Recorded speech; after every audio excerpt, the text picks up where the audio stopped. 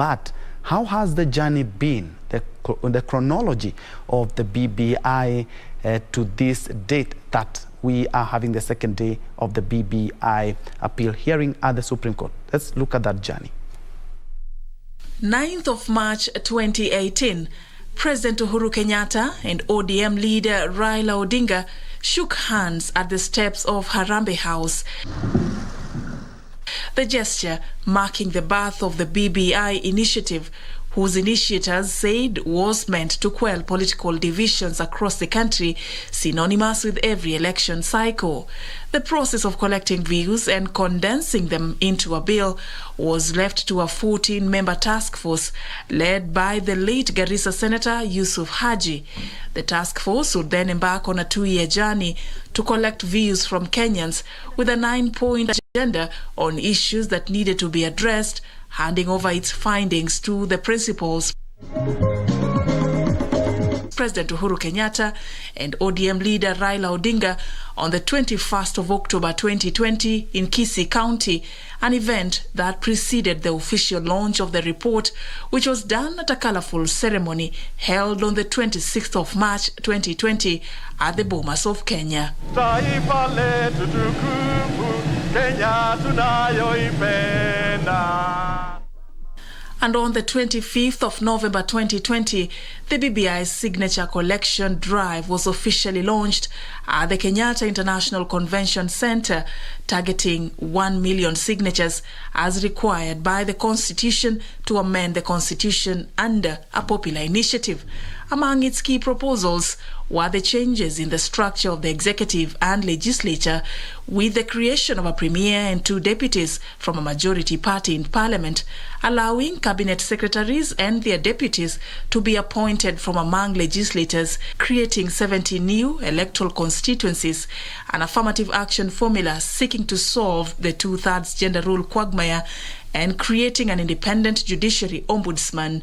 On the 22nd of February 2021, the Independent Electoral and Boundaries Commission announced that it had verified a total of 3.18 million signatures supporting the BBI bill out of the 4.3 million total signatures collected. This gave the green light for IEBC to submit to the 47 county assemblies the BBI draft bill for approval. The BBI required the approval of at least 24 counties before Kenyans could take a vote to approve or reject it in a referendum. On the 6th of May 2021, the bill sailed through the National Assembly after 235 out of the 320 members who participated in the voting exercise on the second reading of the bill supported it, against 83 who rejected it. On the 12th of May 2020, Senate also overwhelmingly passed the Constitution of Kenya Amendment Bill of 2020 after 51 senators voted in support of the bill, 12 voted against it. But the bill was slowly sailing to a bumpy road. There were at least 8 cases challenging the process filed at the High Court, which were later consolidated. On May 13, 2021, High Court annulled the BBI referendum process. A 5-judge bench ruled that the head of state lacked authority to initiate constitutional amendment through a popular initiative. The judges were also to determine 17 questions raised on the petition against the process. We uphold the judgment of the High Court. On the 20th of August 2020, Court of Appeal upheld the decision by the High Court declaring the Building Bridges initiative unconstitutional and unlawful. And for the next 3 days, efforts to resuscitate the process will now lie at the judges of the Supreme Court.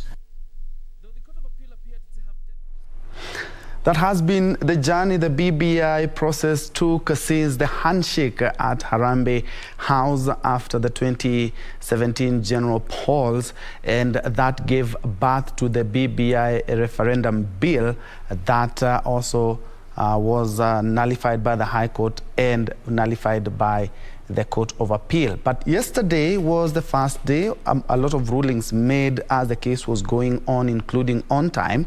Today, Isaac Aluchiel has decided to donate more time, or the rest of his time, to the AG's appeal. AG, the Attorney General, was the first person to appeal, and yesterday we did hear lots of submissions from his Solicitor General, who was representing AG Kihara Kariuki. And let's have a recap of what transpired yesterday that gave rise to today's proceedings. The first day of the hearing of the Constitutional Amendment Bill 2021 appeal at the Supreme Court on Tuesday kicked off with a ruling by a 7-judge bench led by the Chief Justice Martha Koome. All parties were allowed to have 15 more minutes, allowing those willing to donate time to do so too. Taken in the currency. The Attorney General, who was the first appellant, will seek for the Apex Court to clarify what the basic structure is and whether it's applicable in the Kenyan Constitution. Represented by Solicitor General Ken Ogeto, the AG says the judges did not agree on what the basic structure is and if it's applicable in Kenya. Even if the basic structure doctrine was applicable in Kenya, which we dispute, the absence of clarity on what the basic structure is would create much legal and constitutional difficulty. They will be supported with a number of respondents represented by the BBI Secretariat, National Assembly, Senate, among others. And the words I would use to describe the basic structure doctrine is that it is a very unruly horse, and once you get astride, you will never know where it is going to carry you. And Samuel Johnson convinced those with whom he was having an argument that if you want to prove that a stone exists, just kick it. Don't involve yourself in an argument whether the stone exists or not. So in this, the question that is before the court is as to whether the impugned provisions of the constitutions are amendable or not amendable. Justice must not only be done, but must be seen to be done, and the courts of law ought not to interpret and apply the law in a manner that would lead to a predetermined outcome. On whether the President can initiate a popular initiative, the Attorney General argues that the provisions of the Constitution do not discriminate between private citizens, which includes the President. If you look at Article 24, which is the only one that deals with limitation of rights, it says a right or fundamental freedom in the Bill of Rights shall not be limited except by law, which means there would be a law that then limits the President's rights, because there is no dispute that the President has the right to vote. Why would we take his political rights to participate in a political cause? On presidential immunity from civil proceedings, the Attorney General is against a judgment by the Court of Appeal and the High Court seeking the head of state to be insulated while discharging his constitutional mandate.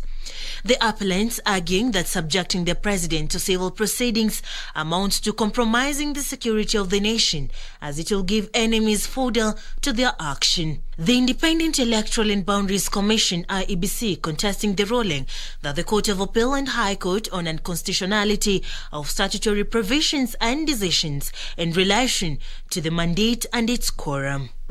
Well, the first day ends with the first two appellants having highlighted the submissions and also the supporting respondents to their submissions, with now remaining is just one appellant, who is Morara Omoke, among other respondents that are expected to highlight their submissions in the remaining 2 days before the 7-judge bench of the Supreme Court.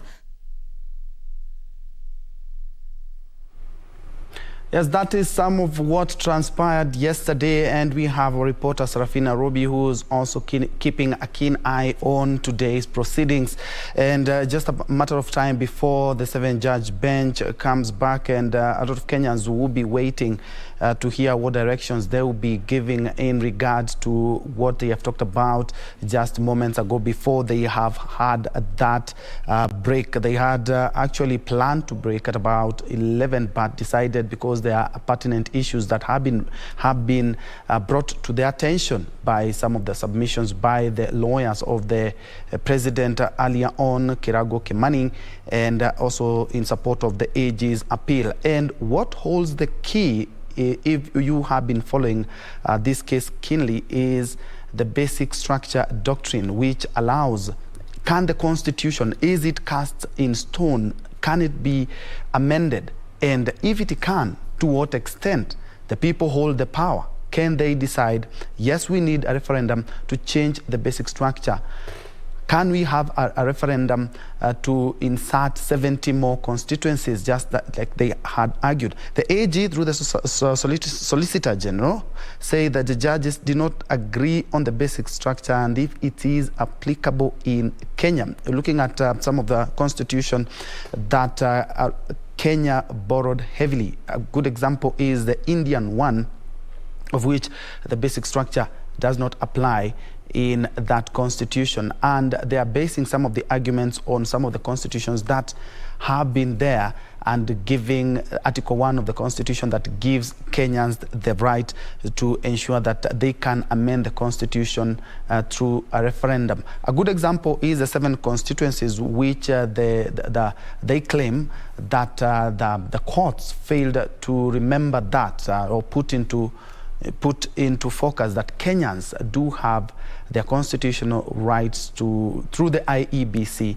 to ensure that if they have and there is need for more additional constituencies, then Kenyans can do so through a referendum. And 70 constituencies it was, and that is something that has also come up very strongly when it comes to the IEBC appeal, which also they gave their submissions yesterday via the former AG, And something also that has come up also is the insulation of the president. During the other constitution that we have been using before the 2010 constitution, well, it was virtually impossible because the president was above the law. But looking at the constitution that we promulgated and started using the new constitutional dispensation, indeed the president does have immunity or insulation, but to some certain extent, and that is a constitutional interpretation that the Court of Appeal actually mentioned, that the president can be sued while in office, and that gave rise to the AG's petition that he would like constitutional interpretation of the apex court on whether the president can instigate amendment of the constitution, and does it fall under his mandate as a Kenyan, and if yes, he can instigate and institute that, how far can he go, or how far does the law agree him to do? Because they're talking about if it is the president who is instituting the constitutional amendments, then he or she should not use state machinery when it comes to the process. And Article 1 gives Kenyans all the supreme power.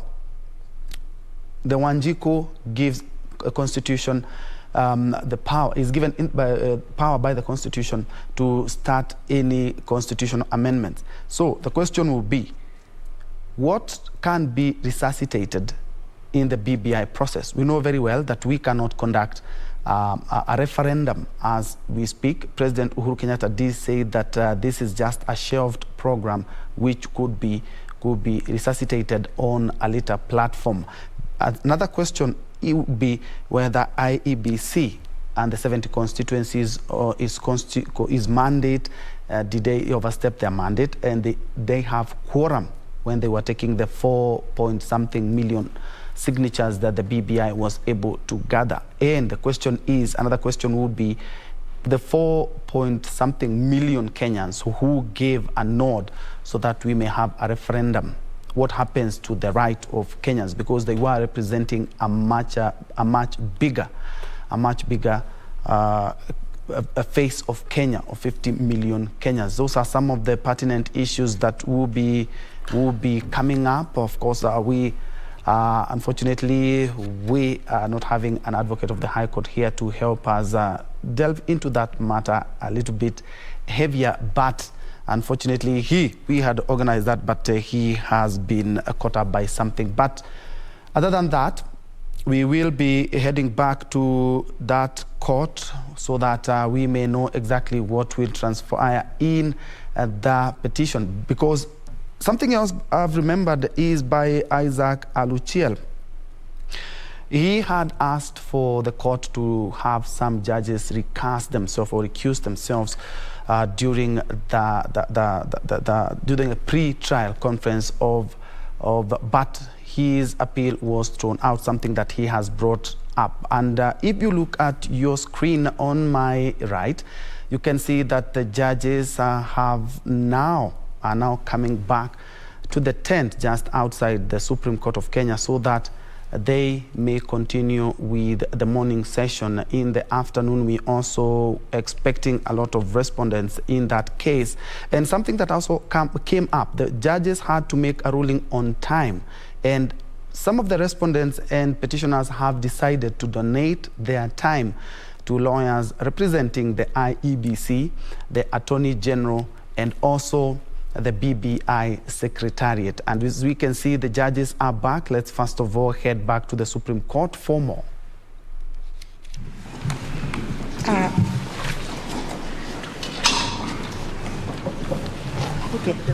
Yes. We'll resume by seeking clarification on certain issues that have risen in the course of the submissions that have already been made. And I'll begin by asking Justice Ouko. Thank you, Judge President. I have a couple of clarifications. The first one is the elephant on basic structure. And I need clarifications from the Solicitor General, George Oraro Senior Counsel, George Gilbert, and those, Mr. Mbulua, and those who said that basic structure is in the Constitution, but is not applicable. Just to clarify, what does that mean? It sounds like a contradiction. The next clarification I seek, perhaps from Mr. Karori and those who represented the President regarding his role in popular initiative. If he's entitled to do so, why did he pass the baton to the promoters to finish the race? He would have gone all the way to the finishing line. Number 3, for, I think, the counsel who represented the Speaker of the Senate and the Senate, and I think Counsel Morara on the referendum question. My reading of the opinion of the Court of Appeal, Lady Justice Nambuye, Lady Justice Okwengu, and Mr. Justice Kiagi appears to me to have been unanimous that you must have separate and distinct referendum question or questions. Mr. Justice Gatembo seems to me also to have agreed with that position, save that he qualified it by saying, depending on the nature of the proposed amendment. Lady Justice Ichale did not express her opinion on this question. Mr. Justice Tuyot said the issue was not ripe. So therefore, if you look at the opinions of the judges, it would appear that the majority agreed with the High Court that you need distinct question or questions. And therefore, in my view, and I'm asking a question, if you look at the disposition, the final disposition on this matter, the court said they set aside the declaration by the High Court regarding the referendum question. So who are the majority? The majority, in my view, upheld the High Court. So if counsel involved in this can confirm that I'm right or wrong, then I'll be satisfied. The final one, really, I don't know if there's a question. IEBC didn't seem to have addressed us, or I can't see in their submissions, the issue of delimitation of boundaries of the 70 constituencies. And yet I thought this really is directly on their role. So I don't know whether it was tact or it was strategic, but perhaps the Council for IBC can tell us whether they have really no view at all regarding the second schedule. I thank you, Judge President. Thank you. Judge Renal. Thank you very much, and thank you, Council, for your submissions. Judge Oko has picked on two of the issues I want a clarification on, but I have three others. The first is to the eloquent Dr. Eboso. Dr. Eboso, you made a very interesting submission that sovereignty is extra-constitutional, that it is not reposited in the Constitution, and that for that reason the basic structure is implied and not express. And my question is, where then do we get this sovereignty reposited at? Is it fluid? Is it misty? Where do we grab it? Where do we locate it? I'm asking this question because you also made reference to the Kesavananda case.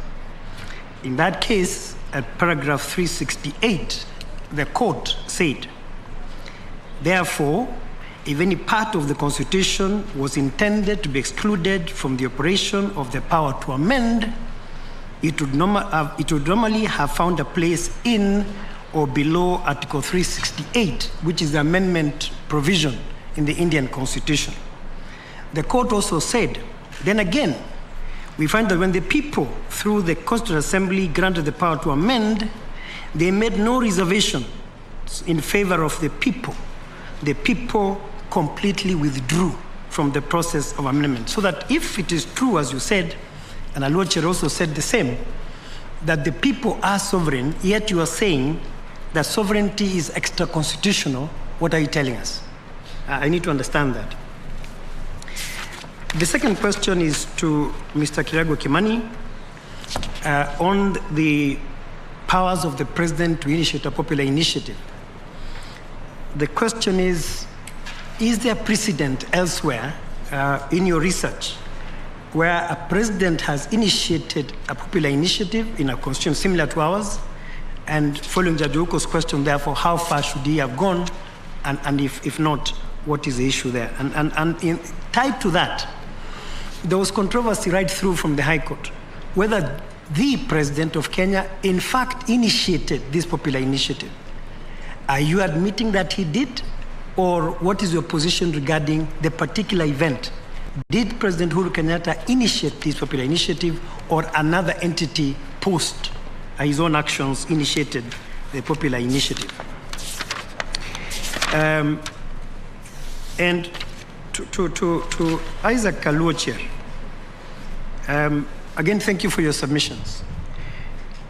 One of the issues that came through the Court of Appeal decisions was the finding by one judge that, in fact, the question whether we should have multiple or a singular question in the amendment bill was premature, because the IEBC, which is the body that is mandated to do certain things, had not reached the level at which it crafted any referendum bill. Are you then submitting that, in fact, Justice Tuyot, I believe, was correct in saying that the issue was premature? Or are you, Isaac Aluocher, saying we as this court should proceed and make a determination on the question whether, upon reaching the level of the referendum, the amendment bill, in your view, should have one question or not. So my question is the prematurity or not of the amendment bill. I thank you, CJ.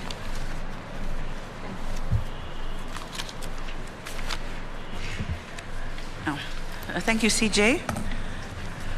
Thank you for all counsel who have submitted thus far. I have a question to Mr. Alochie. You've been very clear that it is the preserve of Parliament to legislate. And indeed, it is your position that the judges, therefore, in the High Court ought not to have read into the Constitution anything that is not in the Constitution.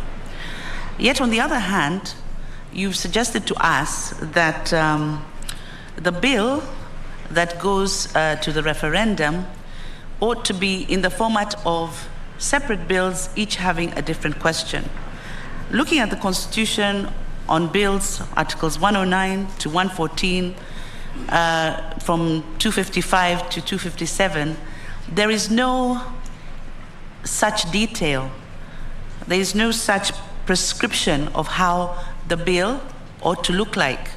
So I'm just asking, are you asking us as a court who ought not to legislate to put in that prescription, or are you asking us perhaps, are you suggesting to us that it is Parliament that ought to put that prescription into on the issue of the bills? That's the first one. Secondly, you're very clear that the Constitution does not allow the President to use state machinery under Article 2.2. If you look at the presidential functions, could it be possible, is there a possibility that the President, in exercising the functions given to him by the Constitution, can indeed move amendments to the Constitution in order to achieve the functions given to him under the bill, like the unity, to unify the country, or any of the different aspects of his functions? In that situation, what would your position be? My other question then would go to Dr. Eboso. You talked a lot about the promoters of the amendments and how it should be an ordinary Kenyan who can go and look for the million signatures and start the process. Would, in your opinion, these promoters be restricted in eliciting support from politicians, from the President, from any other Kenyan? How, in practical terms, would you see the promoters moving to meet the requirements to collect the signatures and to process all the issues required up to referendum? And also to you, Dr. Eboso, what do you think of a proposition that the President himself can initiate legislation? And does he do this? How does government policy become legislation? Does the President initiate legislation? And if he does so, is it a possibility that then he could initiate the legislation that is the bill that would then accumulate in the referendum? Finally, this is not restricted to any party. I would just like to hear from any party that thinks that they may be able to answer this, about the 4 sequential steps.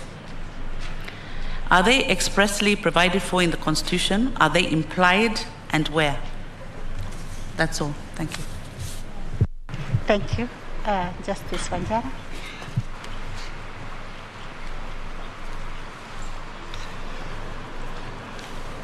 Let me also join my colleagues in thanking Council for your very elaborate submissions on the questions before us.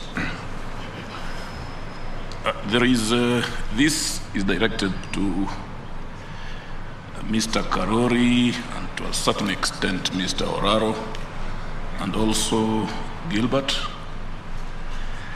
If I understood your argument correctly, you did submit to the effect that a popular initiative kicks in, a popular initiative process kicks in after the collection of signatures, if I understood you correctly.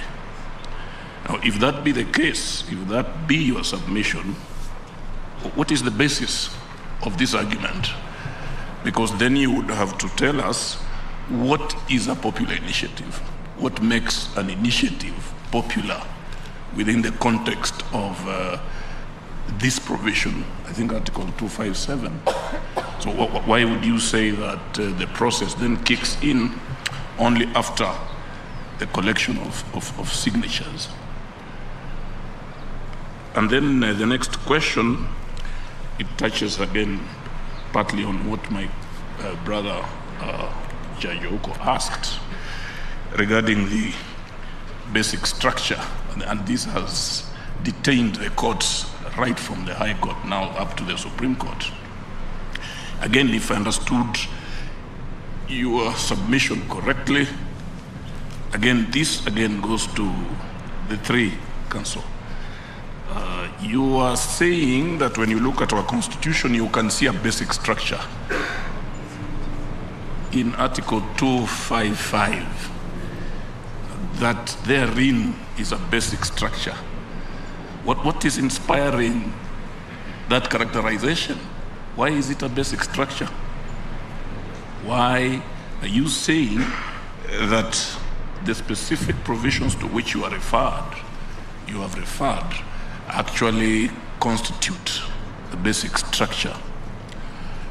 Then, by the same token, you argue fairly strongly that although that be the case, the basic structure doctrine, I think as understood from the Kesavananda case, is not applicable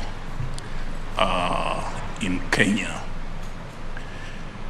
Why is it not applicable? What predates what? What inspires? Is it the doctrine from which your basic structure as you have identified it derives? Or is it vice versa? Or is the basic structure as you identify it in our constitution something that falls beyond the doctrinal aspects of what we are dealing with here? And therefore that doctrine is not applicable. So those are the two questions. Because there could be a contradiction, but if you clarify, there may very well not be a contradiction. Why do we locate a basic structure in our constitution? And why do we, in the same vein, submit that the doctrine of the basic structure doctrine, however you call it, is not applicable in our constitutional setup? And Mr. Aluochiri, you may wish also to chip in, because your argument was not on all fours with the three counsel, but you did also say that the basic structure doctrine, as you understand it, is not applicable in our constitutional architecture. Thank you, CJ.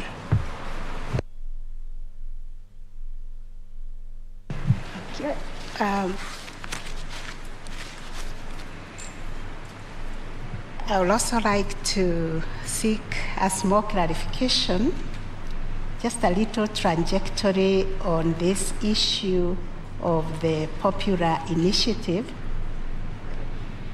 I think Justice Wanjara has asked when the process began. The clarification I seek is that there were processes that led to the setting up of the BBI task force and the steering committee, as well as the fact that members and staff therein drew remuneration from public funds. And then there is the question of whether, because of that, can this qualify to be a popular or people-driven initiative? That will be answered, I think, by counsel for the AG. The second clarification on my part is on the public participation. So far, since the Constitution 2010, we have been guided by weighing whether there was public participation on a case-by-case basis. The matter that is before us, the matters of Chapter 16 of the Constitution, looking at the complexity, our history, I would like some information on how public participation can be undertaken in this regard. Would there be necessary for there to be put a legal framework or some rules of procedure to that effect? That is what I would like to ask also from counsel from IMBC who submitted on public participation. We'll give 3 minutes to each to respond. Each of the parties who have been asked to respond, please take about 3 minutes.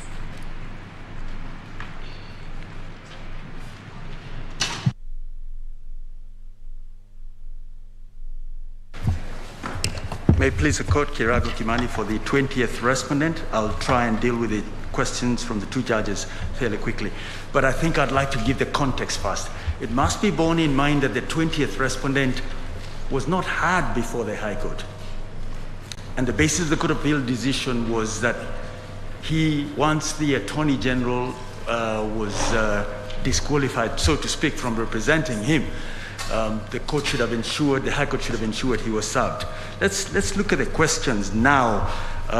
And the reason I'm giving the context is that I stick to my lane. I have not looked at what the evidence was there on anything other than service. But I think it's fair to say that there's no admission that the 20th respondent initiated this process. And it's important that the court does hear something about what initiation means, because I think there's been a mix-up of the terminology.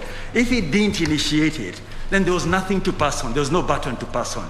That's the long and short of it. But it's important that what the process entails is explained, and I think the persons best suited to do that are the 18th and the 21st respondents who say they are or they were the promoters, so to speak. So I still have time, and I ask for them to nominate whoever will speak to this, because I think the court is entitled to an answer.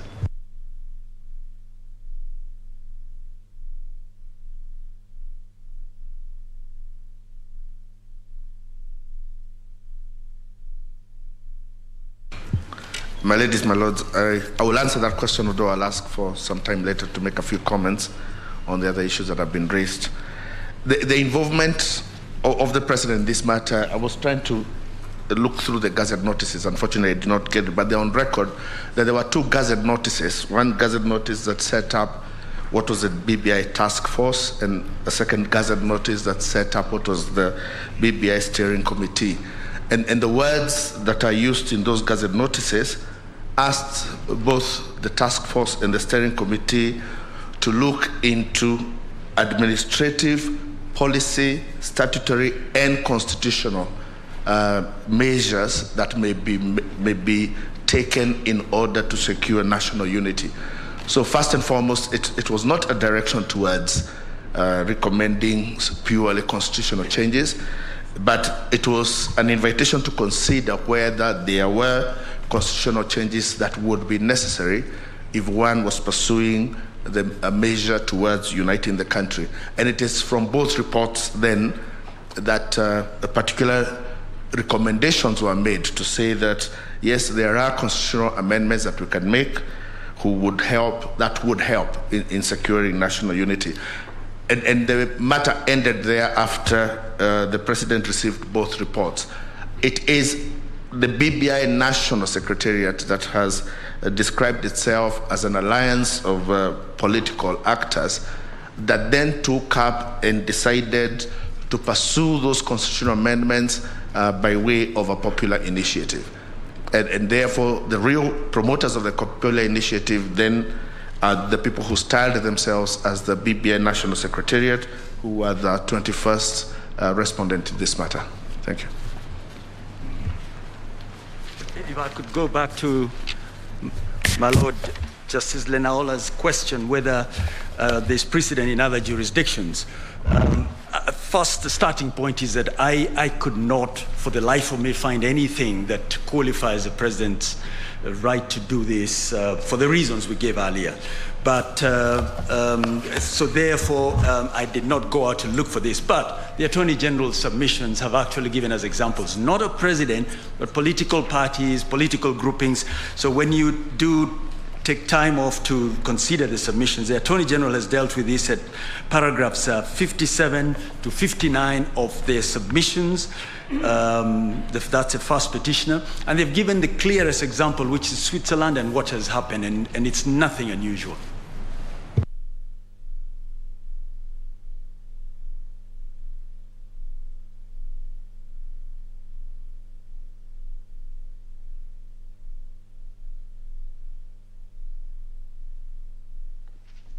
Yes, my Lord, still on that issue that my learned friend, Mr. Kiragu, has just submitted on, just looking at an example of a popular initiative that has originated from a head of state, not a president, but a head of state. There's example of, it's a difficult word, Liechtenstein, I think is the word. The Article 64 of the Constitution provides for popular initiative. And in a referendum that was held on 14th of March 2003, actually initiated by the prince of that country, the referendum was initiated. Which country, Mr. Karori, which country? Let me spell it.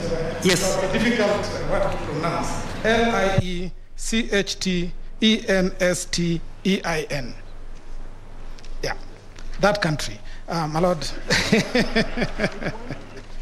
yeah, there was a referendum that was held on 14th of March 2003. It was initiated by the prince of that country. It had asked voters to approve an extension of the power of the prince to, among other things, nominate judges and veto legislation, and the referendum was passed. My Lord, while I'm on my feet, I think I should just answer the question asked by my Lord Justice Wanjala on whether when the popular initiative kicks in. It is correct, my Lord, that I did say that the popular initiative, the provisions of Article 257 are only engaged once a million signatures have been collected. And the reason for that is obvious, that people will come up with all manner of ideas. They can try to popularize that idea, but if it does not, if a million registered voters don't sign up, don't support it and sign up, then the provisions of Article 257 are not initiated. In other words, my Lord, put it plainly, because I know my Lord has been a lecturer, so let me put this as plainly as I can. If you do not get the million signature, you have not popularized your idea. It is not popular. It only becomes popular when you have collected the signatures of a million registered voters. I hope, my Lord, I've answered the question. Thank you very much.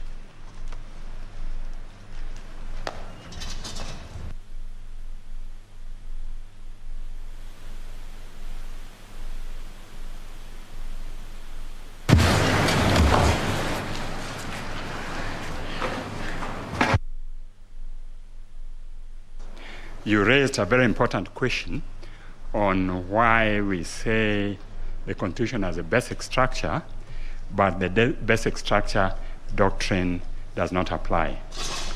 My humble submission, sir, is that every Constitution has a basic structure which form the foundational parts of that Constitution, and where that basic structure is not specified in the Constitution, then it is the role of court to, in a judicial review, to find out where it is. Within the context of our Constitution, historically in the making of Constitution, this is a matter which was addressed by the CKRC Commission, and at paragraph 746, it was recommended that a number of key constitutional issues should be entrenched in the Constitution, and they could be amended only by a referendum. So it did two things. One, it identified those key foundational parts of the Constitution and included them as thematic matters under Article 255(1), and further prescribed how those provisions can be amended.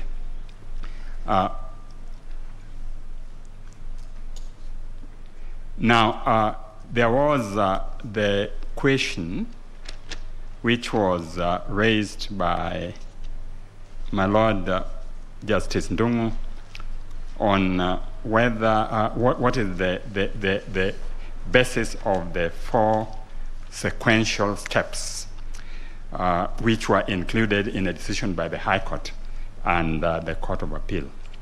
The 4 sequential steps were the original basis upon which the Constitution was amended.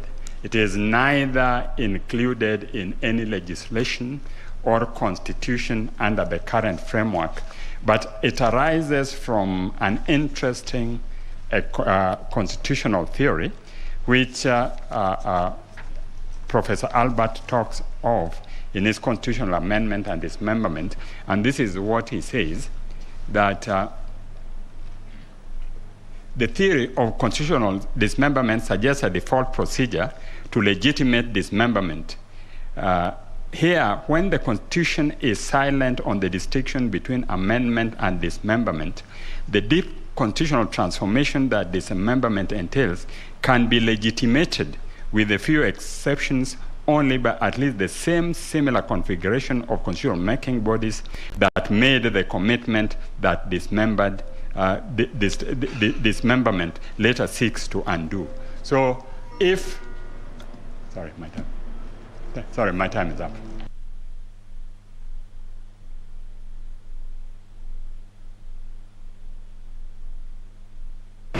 Yes, your time is up. No. For clarification, there cannot be taken. Okay. It's okay. Carry on.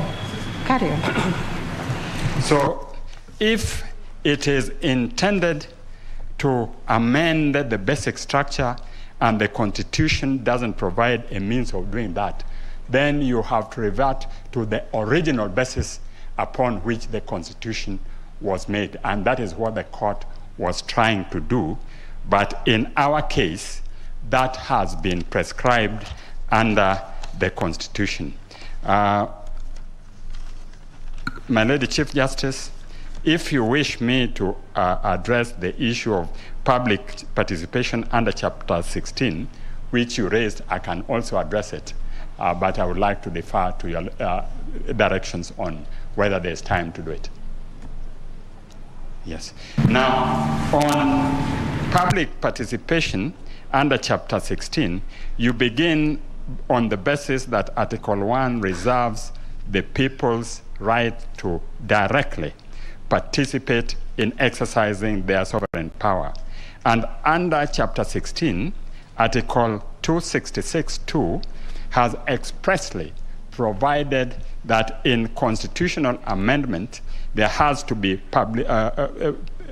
publication and then public discussion. That's the only article of the Constitution which includes public discussion. But that is not without prejudice to the public participation in every step of legislation which, in popular initiative as we have here, commences with public participation before the county government discussions, then through Parliament, and thereafter voter education by IEBC under Article 88. And the whole of this process is to ensure that the public are given sufficient opportunity to debate the issue, discuss it before it is passed by their elected representative, and thereafter finally endorse it through a referendum. And that's how public participation is incorporated in the process of constitutional amendment. And hence, the dual track amendment provision contained in our Constitution. Thank you.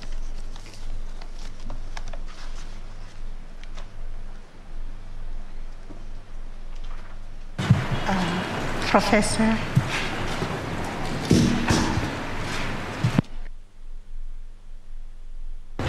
My lady and members of the court, on the question put to us relating, I think it is my Lord Justice Lenaola, relating to the ripeness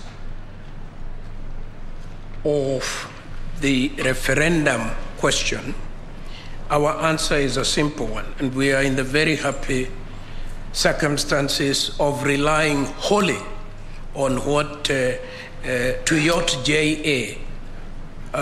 Summarized it very succinctly at paragraph 251 of his judgment, and he says, these provisions, and more specifically subsection 2, places the responsibility of framing the referendum question to be determined on IEBC. In this instance, IEBC had not received the request to hold the referendum, and occasion had not arisen for it to discharge its responsibility of framing the question. Further, it had not been suggested that IEBC had already determined the manner or the formula in which it would frame the question or questions in respect of the referendum touching on the impugned bill. It cannot therefore be fair, and he proceeds. It was always our argument in the Superior Court that the High Court had acted totally without jurisdiction because it acted as the Supreme Court providing an advisory opinion. The High Court has no jurisdiction to provide an advisory opinion, and that question was not ripe, it was moot, and it was not open to the court. Finally, on the second question of my Lord Judge Ouko has asked, what is our view about the proposed change in the mandate of IEBC in the creation of these constituencies? And our position is very straightforward. Our powers are not what some of my colleagues are calling basic structure. I'm calling entrenched provisions. The powers of IEBC, its mandate is not entrenched. Its mandate can vary, can be amended, can be modified, can be by Parliament in its wisdom, by the referendum process, as whatever. So that we did not feel that it was necessary for us. If you give me finish 2 more minutes, because I wanted to offer purely gratuitously an opinion on the basic structure. So we did not feel like, if I may say this, my lady, this court has a jurisdiction that is very, very clear to hear and determine presidential cases. This court has another jurisdiction to hear and determine matters of great public importance. Just supposing, a bill was created seeking to take away the second part of your jurisdiction. I think that you may express yourself in the process of public participation, but you cannot, in my humble opinion, take the view that it is unconstitutional. And that is the position we took. Let me say something about basic structure, because I think there is a little confusion there. And I think from where we sit, basic structure means that part of the Constitution that cannot be amended because it is specially protected. Normally, it is specially protected from Parliament. The Basic Structure Doctrine Act operates in parliamentary system, if at all. And India was a good example, because you are stopping a transient parliamentary majority from fundamentally altering the basic law. In Kenya, what my colleagues have been saying, and what I support, is this. The drafters of the Constitution identified what was so precious that Parliament should not be left to mess around with it on its own. They then protected that. And that is why they are saying there is a basic structure in the Constitution. Thank you.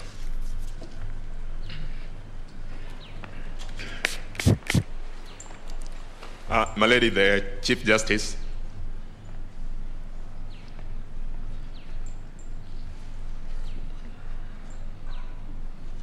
My Lady, the Chief Justice, you raised a concern about the question of public participation.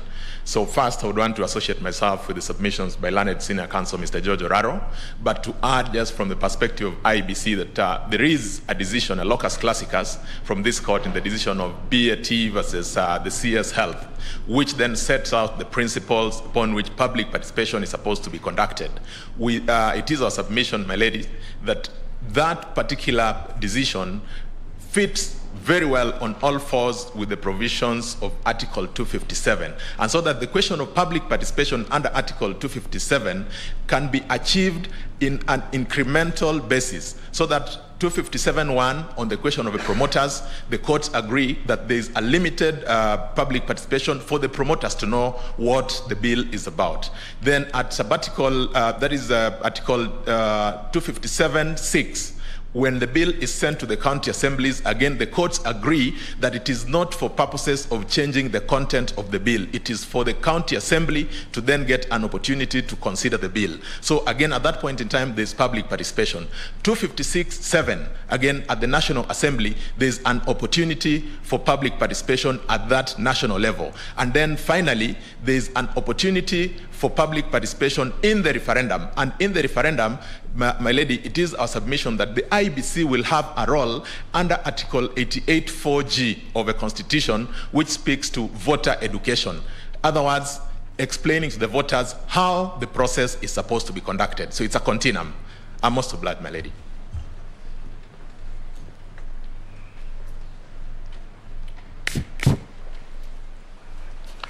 My ladies, my lords, I'd asked permission to make two comments after the intervention I'd made. One is on the issue of the basic structure. And I want to refer back to my submissions yesterday when I talked about the romanticism that accompanies the words basic structure. And I say the words basic structure are not supposed to reflect something you go looking for in a constitution. It would be in the words we use when we talk about the spirit of a constitution, when we talk about the Grundnorm of a constitution. You really cannot take any particular text of a constitution and start saying that you're looking for its Grundnorm and say that it will be found in this article or in this section. Neither can you very specifically start looking for the spirit of the constitution. I think the position we are is that the words basic structure, much as they are used to reflect a theory in constitutions, in constitution making, they have unfortunately been imported to almost be a legal tool that can be used even in litigation.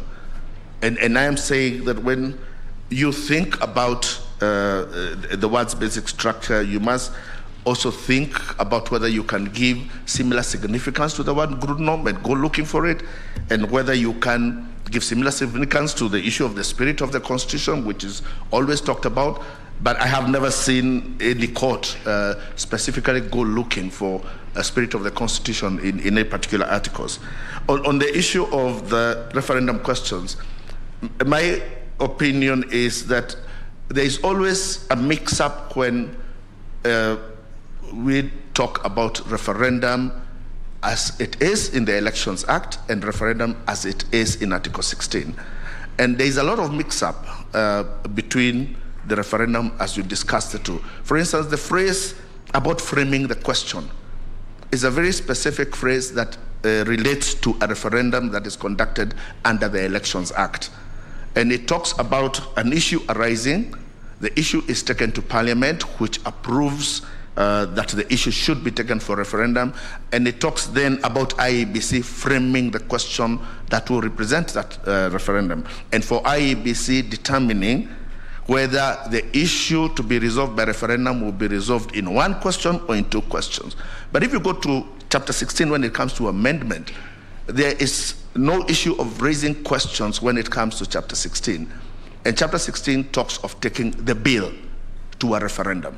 So there are no questions. And if there would be a question, it would be a vote on whether you accept the bill or not. That is one perspective. But the second perspective would be that you cannot have single items taken to the people, because a lot of issues that have to go into constitutions are negotiated. In fact, very many, and I'll give the example, if imagining that the current constitution had been taken as different questions for adoption, one can immediately begin to imagine how many things would never have passed. Is it possible that with all the noise that there was, that a Christian majority would have gone and voted in for the protection of the Catholic courts had they been separate questions? So the idea of not allowing separate questions is because then constitution making becomes, you remove the negotiation from constitution making and make it a question of majority vote. While sometimes you need to tell the majority that they will not get what they want unless they accept what a minority wants. So even in public policy, they have to be separate questions. And lastly, on the four sequential steps, my opinion of this is that this was pure legislation from the judiciary. There is no reason, and I said yesterday that the assumption that having a constituent assembly is the best practice in constitution making assumes that it's a universal practice. We have not yet accepted that making constitution through constituent assemblies is actually the best practice in the world. So for it to be recommended to Kenya would be, was it because it's a best practice internationally, or because that is what the judge thought is what the way should go? Thank you.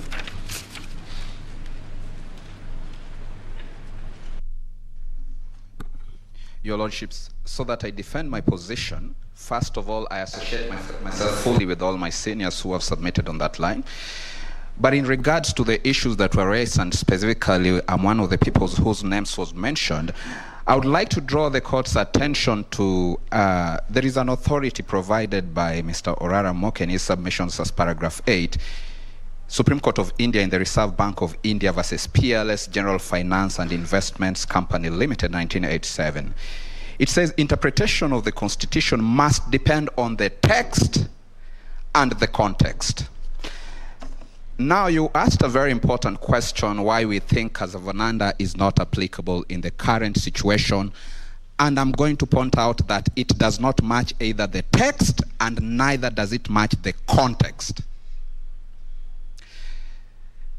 If you look at the Constitution of Kenya, and it is unique and interesting that Senior Counsel Githu Muigai has submitted on the parliamentary system of application of the basic structure in relation to the Indian Constitution.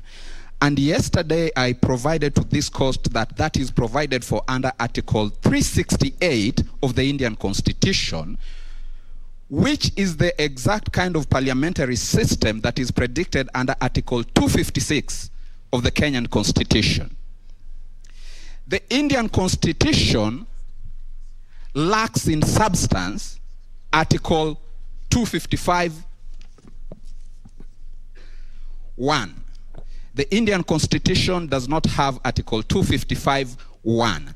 And therefore, on that ground alone, there is a difference in context. If you come to the both context, there's a difference in text.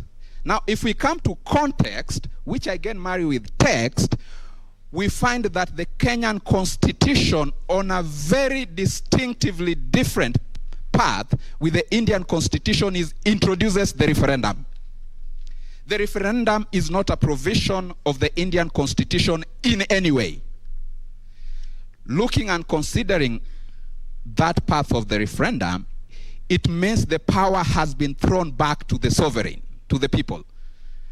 And therefore, the issue of contradiction between is not that we were saying that there is a basic structure and again say it does not apply. We were saying the basic structure is that provided by 255(1), but there is a submission from our opponents which have gone on from the High Court to the Court of Appeal and soon coming before you, that there is another supra-constitutional, extra-constitutional powers that provide another element and elevates another thing called the basic structure that is different.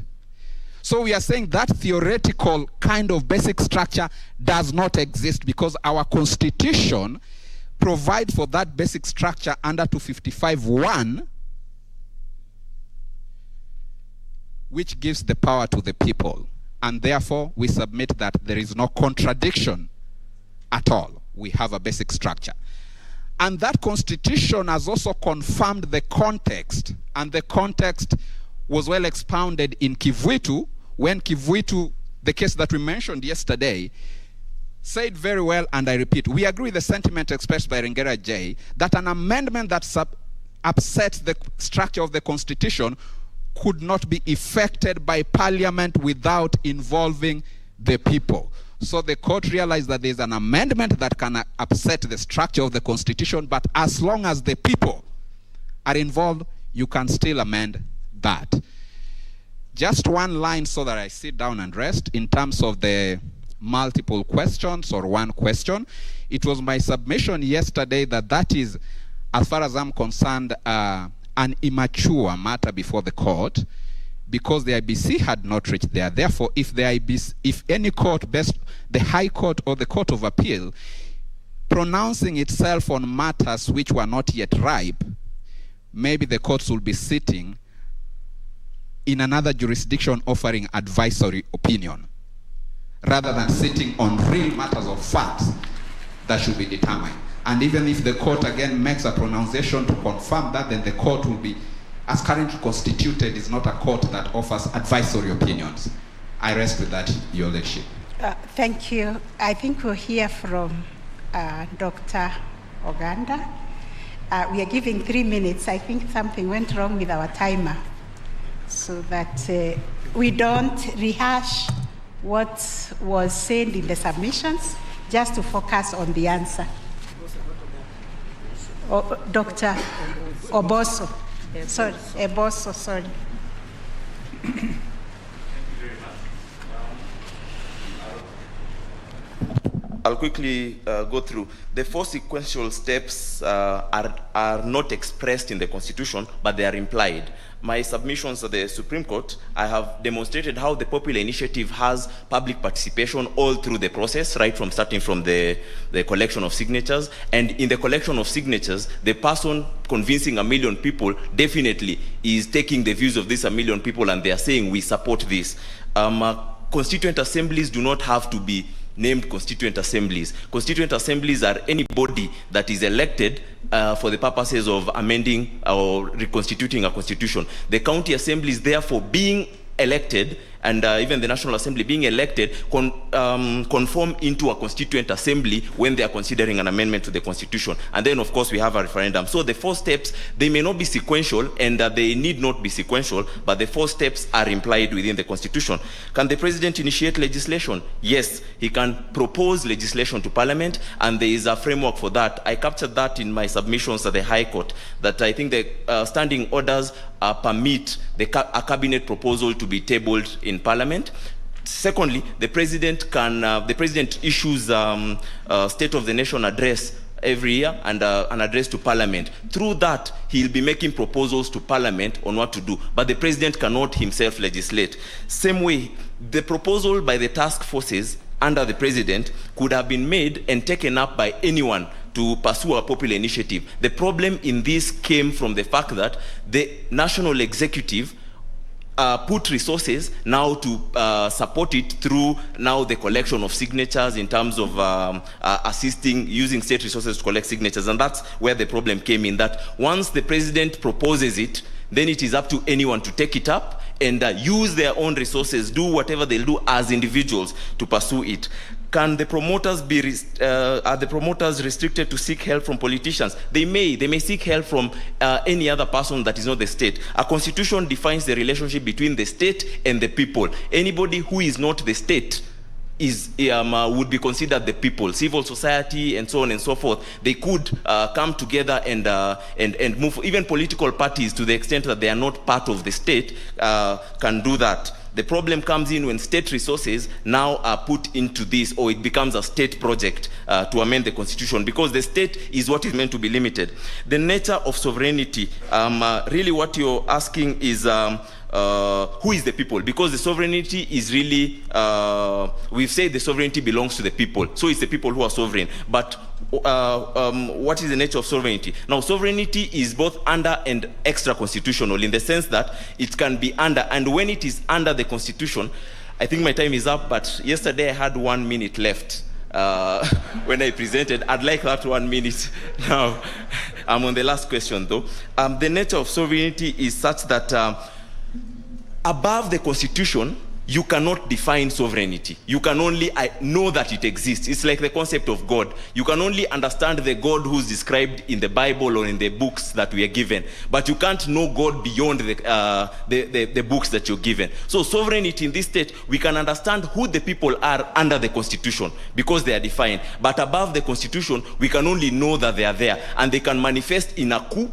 When a coup happens and the people accept the new government, that's the sovereignty that has accepted that government. And so above the constitution, you can only recognize or give legitimacy through the theories of recognition of law, not through the constitution. And that's why I was saying, under the constitution, the only legitimacy we can give is that which has been done in accordance with the constitution. So the nature of sovereignty, I talked about it in my submissions at the High Court extensively, and I think some of the authorities I gave on the nature of sovereignty would assist in that. Thank you.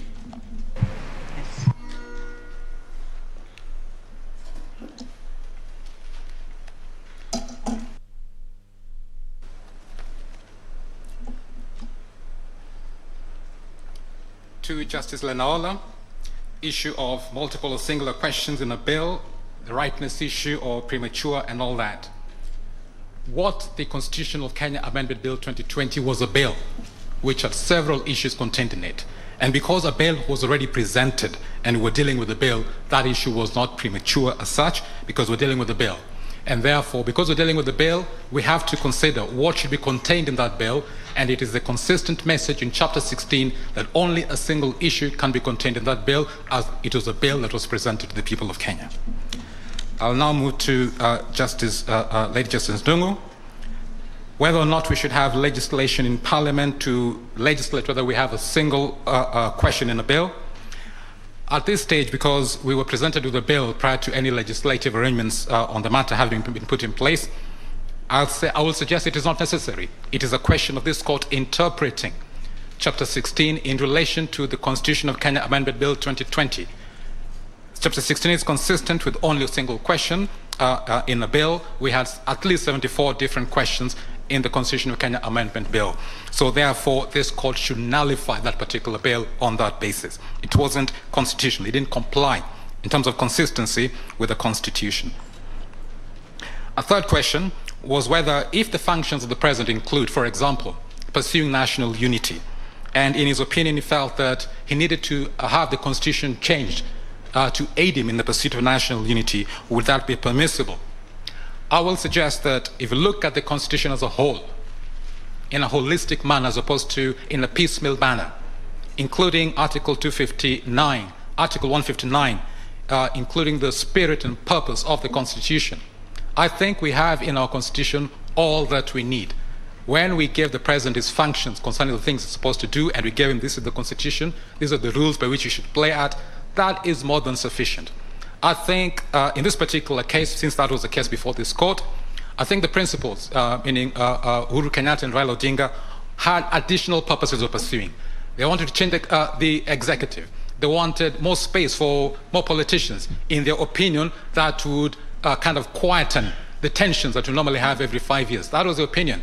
But then, if all of us are willing to accept the electoral will of the people through an election, we accept it, we respect everybody's opinion, everybody's entitled to an opinion, that's already in our Bill of Rights, We don't need to have those kind of mechanisms. In other words, what I'm saying, what we have in our Katiba is sufficient already to do the job of a president. We don't need to change the Katiba for the president to be able to do additional things he wants to do. I mean, if he's doing his job, it's sufficient. If he wants to do additional things, that is different. He puts a proposal and we consider it as appropriate. Thank you.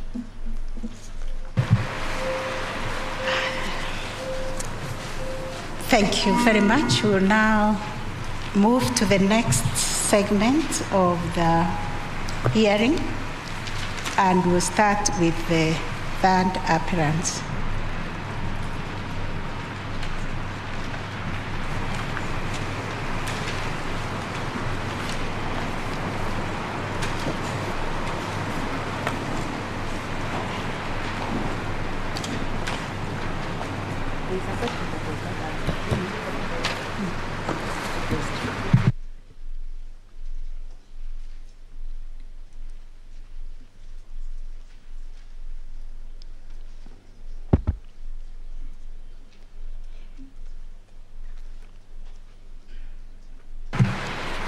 Just hold on. I think there is a question that was not answered, and Judge wants to follow it up. Just a second. Thank you again. Lady. Perhaps this may be raised, may be answered by Council Morara, perhaps when it comes next. But I had asked those who are together with the appellants whether the majority decision in the referendum question was indeed the majority decision.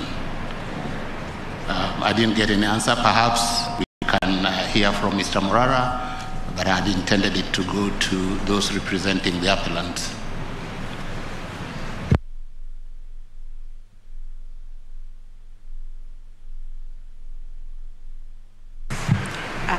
If you're not ready, you can do it in your response. The appellants can do it in their response.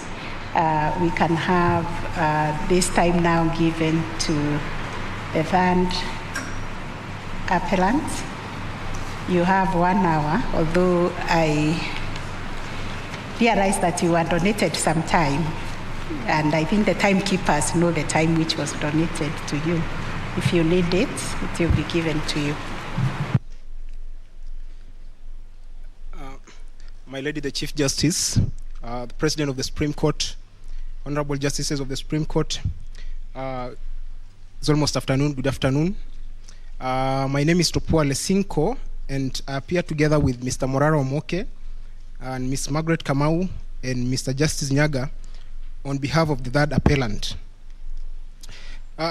Before my lords and my ladies, I introduce our submission, and with the leave of Mr. Omoke, we did not that deliberate effort by the first appellant and the IBC to ignore the question by the Honorable Justice Ouko, and we note that the third appellant did indeed submit a letter requesting for review of the holding of the Court of Appeal on that particular issue of separate and multiple question.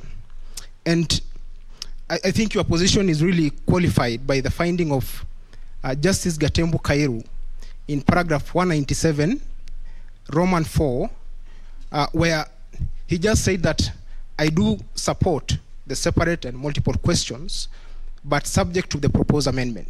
So in our opinion, we thought that he was together with the 3 other judges, including Justice Nambuye, Justice Patrick Kiage, and the President of the Court of Appeal, and therefore it should actually have garnered the majority. But that notwithstanding, he will deal conclusively on that issue.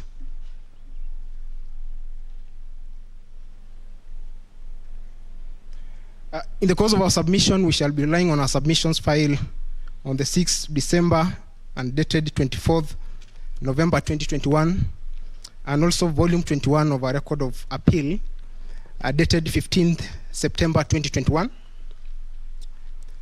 I shall be submitting on the first and second issue, namely the applicability of the basic structure, doctrine, and popular initiative.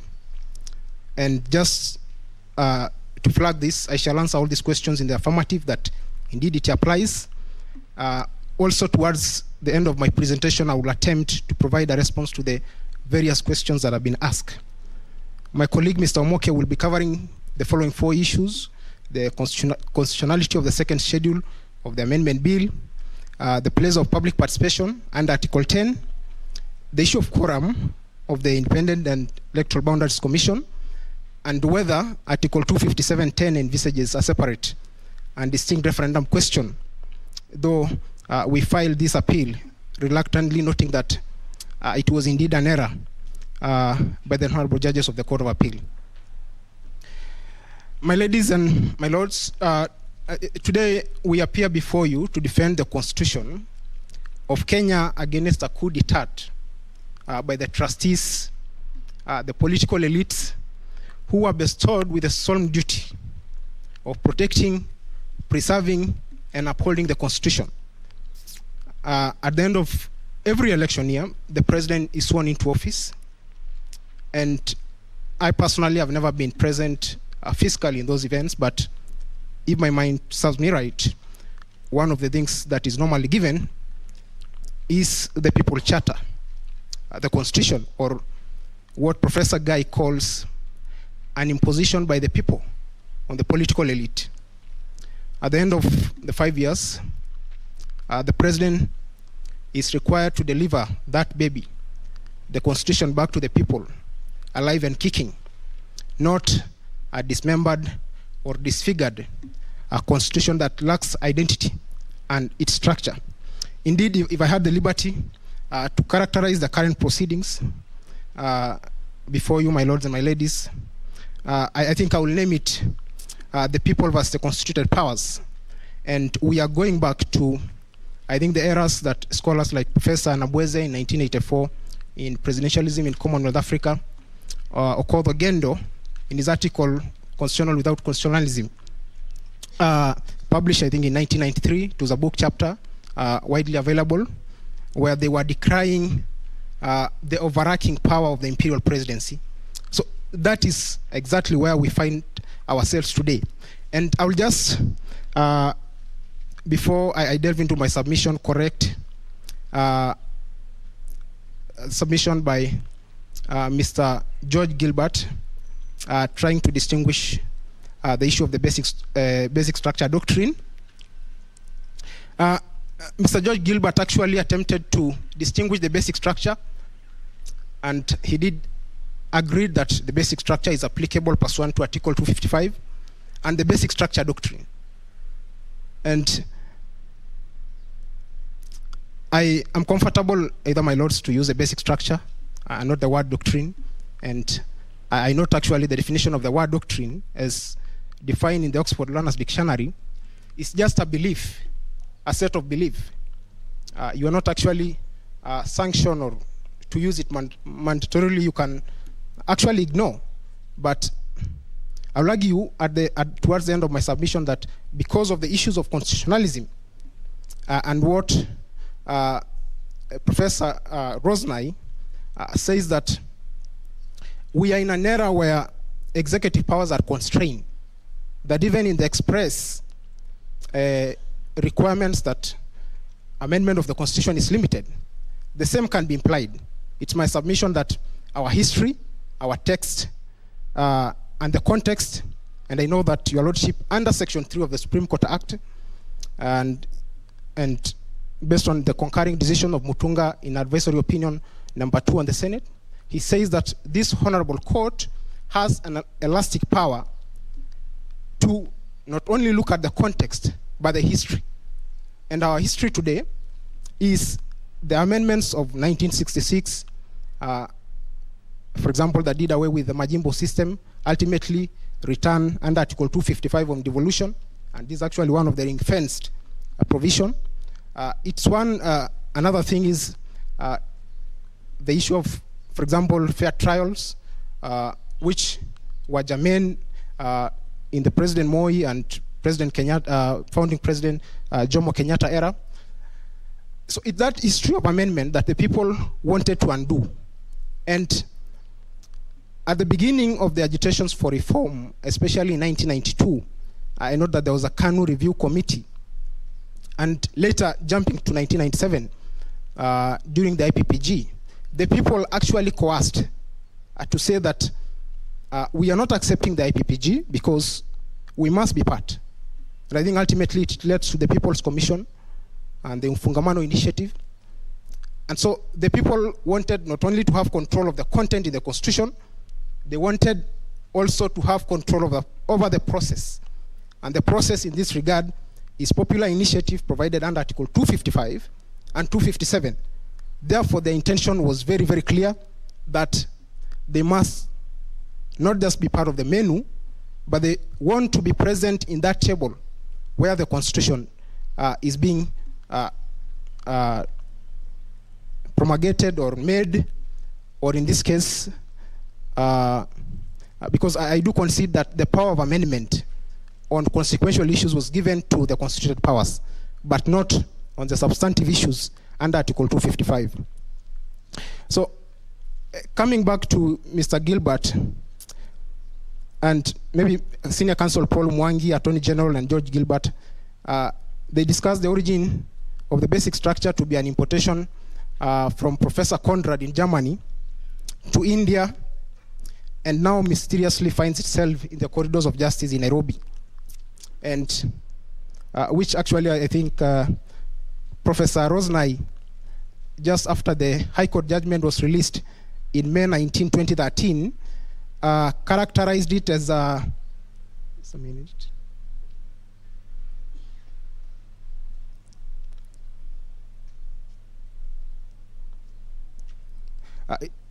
Interestingly, he used a very interesting title. He said that the basic structure doctrine arrives in Kenya, the winds of change for constitutionalism in Africa.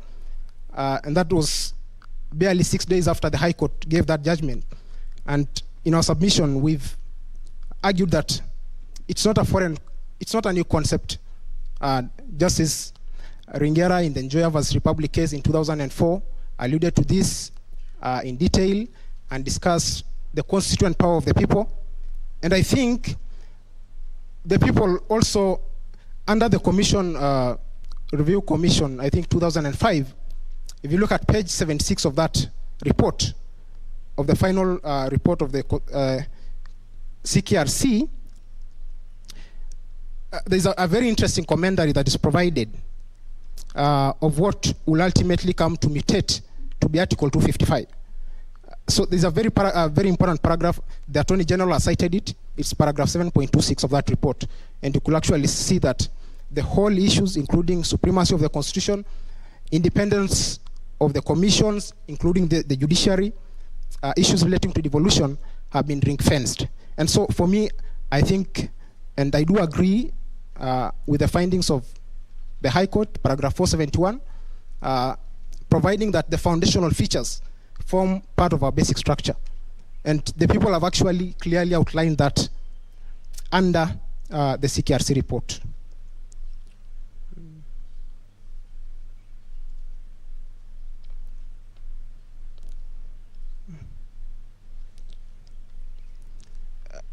So my ladies and my lords, it's my submission that based on the submissions by the first appellant and those in support, this court is left with two choices on the issue of basic structure. The first choice is for the court in relation to agree with the submission that the basic structure doctrine do not apply, which is our submission that it applies. But in the case that this court goes along that tangent of argument, it's our submission and as considered by Mr. George Gilbert that it has a basic structure. So take away the doctrine. They've agreed that it has a basic structure. We have, in relation to the argument that it has a basic structure, based on the aspiration, vision, spirit, and the textual wording of Article 1, that the people are sovereign and they delegate some of the powers to the judiciary, executive, and parliament in trust, the people still retain the residual power on the most fundamental things under the Constitution. And that, for me, I think it's Article 255 and Article 10, which I think has attained what in international law is termed as jus cogens.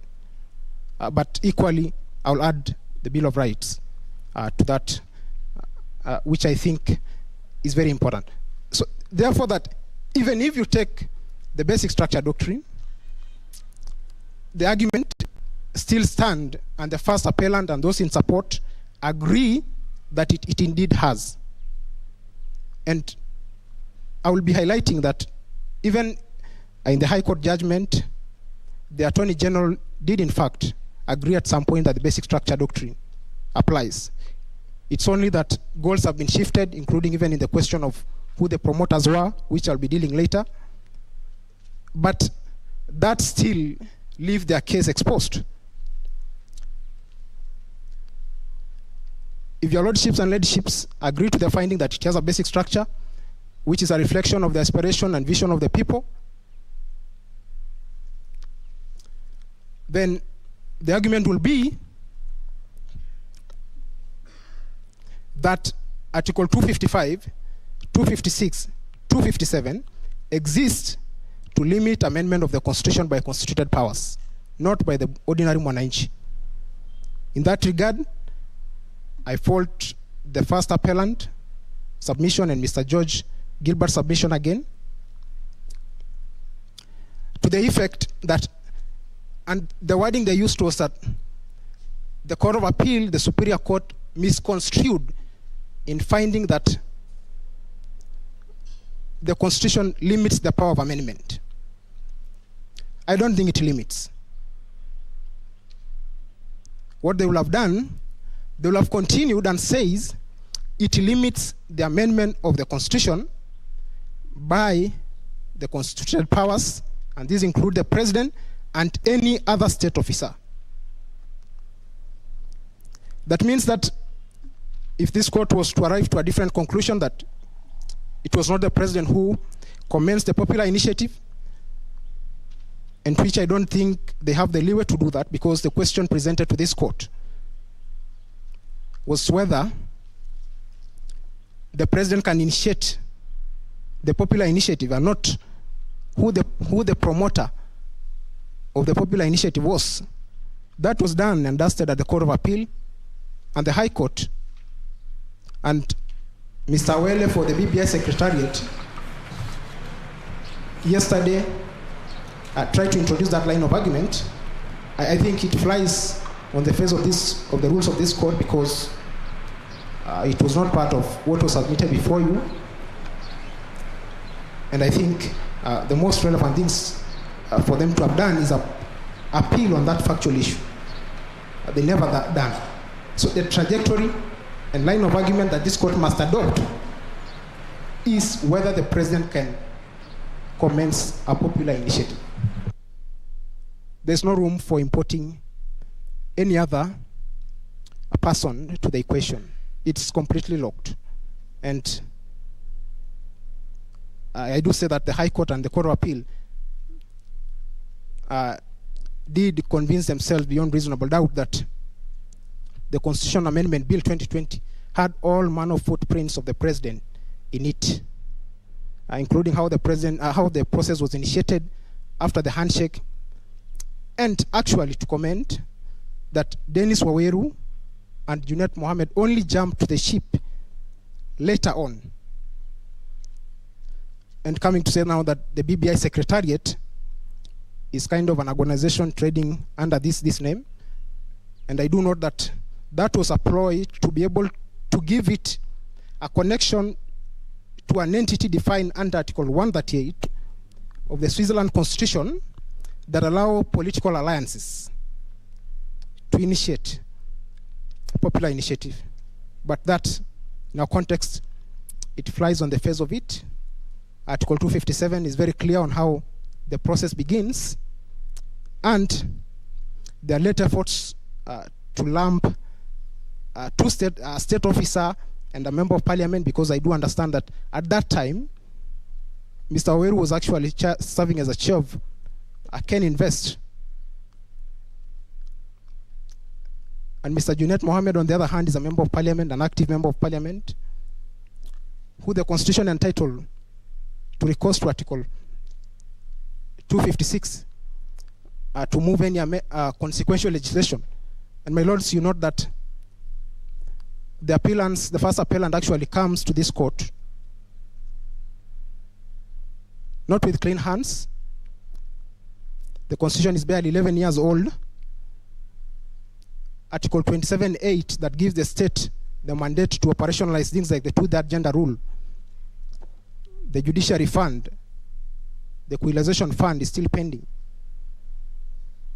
And I think I do agree that the life of any constitution, as alluded by professors like Richard Albert, is 19 years.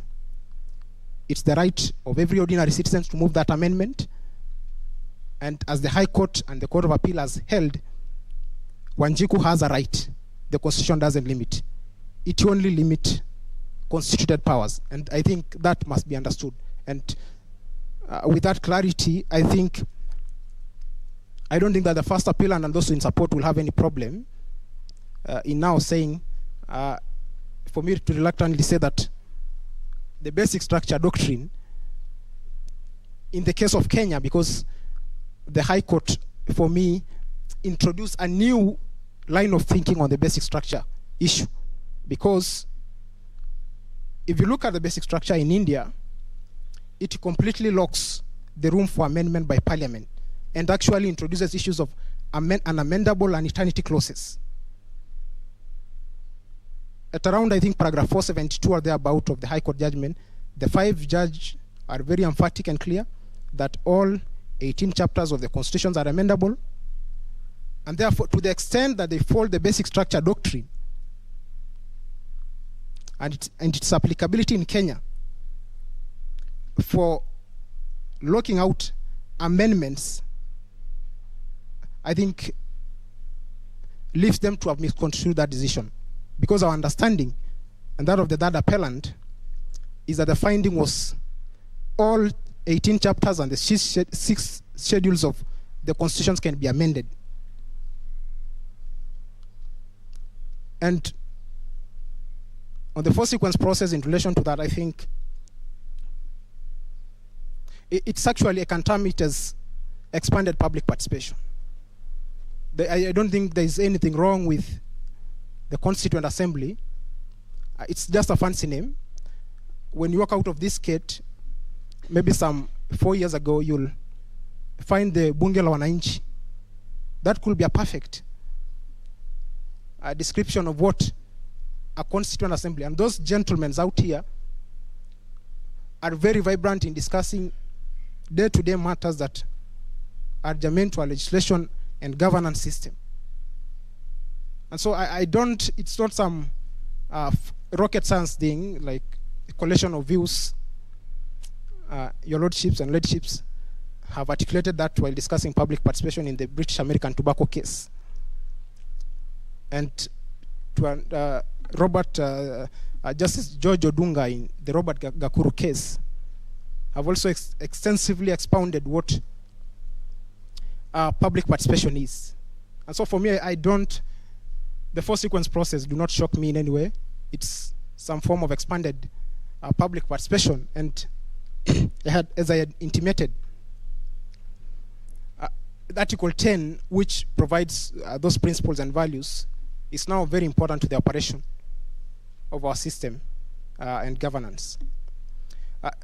Maybe just to pick a comment by Senior Counsel Kamau Karori on the issue of Liechtenstein and the Prince extending its term limits.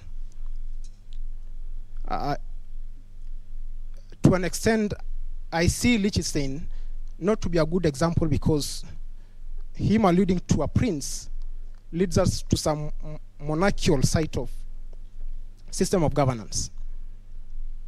To that extent, I don't think it will provide a good comparison for comparative purposes because the Constitution provides that Kenya is a republic. And if, for example, I was to extrapolate the issue by the Prince of Liechtenstein on the term limits, I'm not sure whether anyone introducing extension of term limits in our current constitution, though they are entitled, the ordinary mwananchi is entitled to actually move such an amendment. But I don't think it is a perfect example just because of the system of governance. And we have been termed as one of the most progressive constitutional democracies now in the world, ranking with the likes of South Africa. And therefore I think that example will not suffice.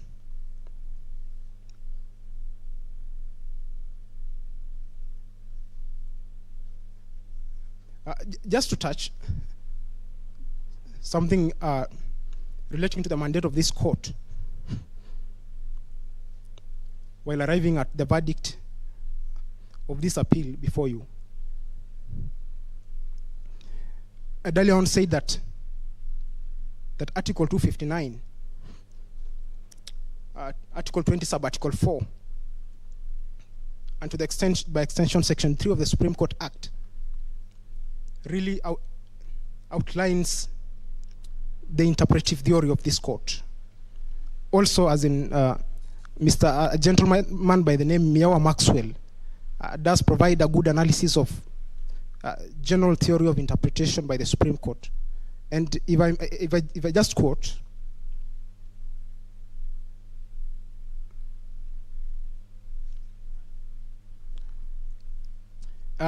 Article 20, sub-Article 4, Article 259(1), Article 259, and Article 259 lays down the rule of interpretation as follows: that the Constitution shall be interpreted in a manner that promotes its purpose, values and principle, advances the rule of law, and human rights and fundamental freedoms in the Bill of Rights, permit the development of the law, and contributes to the good governance. Justice Mutunga, if I quote his finding in his concurring opinion in advisory decision number 2,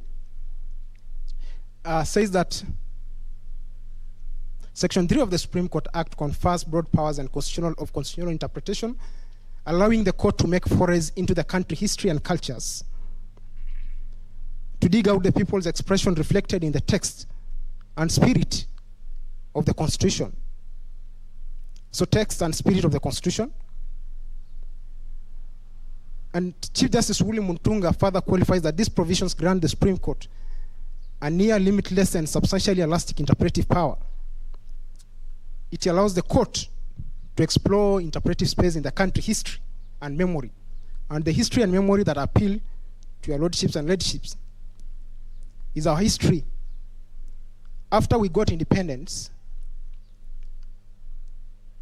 till such a time, I think, around 1997, because 1997, the Kanu regime had already given room for the people to come to the negotiating table.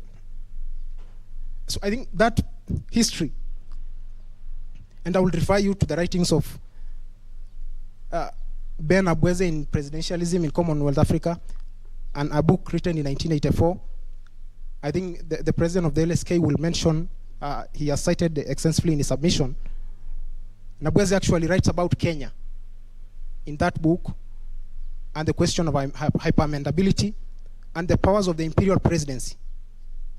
And actually, just to recall that in 1968, an amendment was moved by the president to take away the powers of parliament to nominate, I think, around 12 members at that time. And that mandate by parliament was actually revoked, I think, in a single afternoon. Same to the 1982 scenario of introducing a one-party rule, or even 1988 where security of judges, 10 of judges was taken away. I think those are some of the fresh memories that really should tinker in the mind of anyone reading and interpreting this constitution. So Justice Mutunga says we can't run from that history, and we're the first appellant. And those in support of his position are telling you is that let's close our eyes on where we came from and focus the textual provision. And I didn't submit that the textual do not favor in any way the president commencing a popular initiative. It doesn't. And if you will allow me to read Article 255,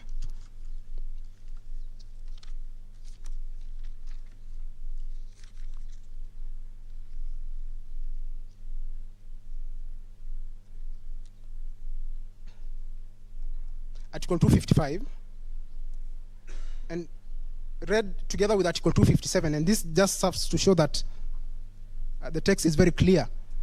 Reading it with Article 1 on delegated powers and the Constitution as a contract to the constituted powers. 255.3 says that an amendment to this Constitution that does not relate to a matter specified in Clause 1 shall be enacted either by Parliament in accordance with Article 256 or by the people and Parliament in accordance with Article 257. Sorry, I think I'll take it back.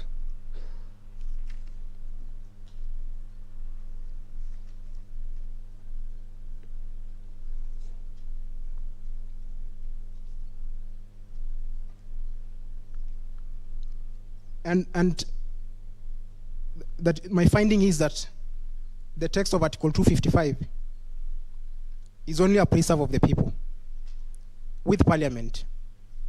The people commence the initiative under 257 as a form of a general idea, and that they must be the promoters, not a state officer, and follow all the steps outlined under 257, including having it debated at the county assemblies and the different parliaments, Senate and National Assembly. So the history text do not support any departure or do not allow any room for this honorable court to infer that Article 255 can be amended by the constituted powers, including other state officers.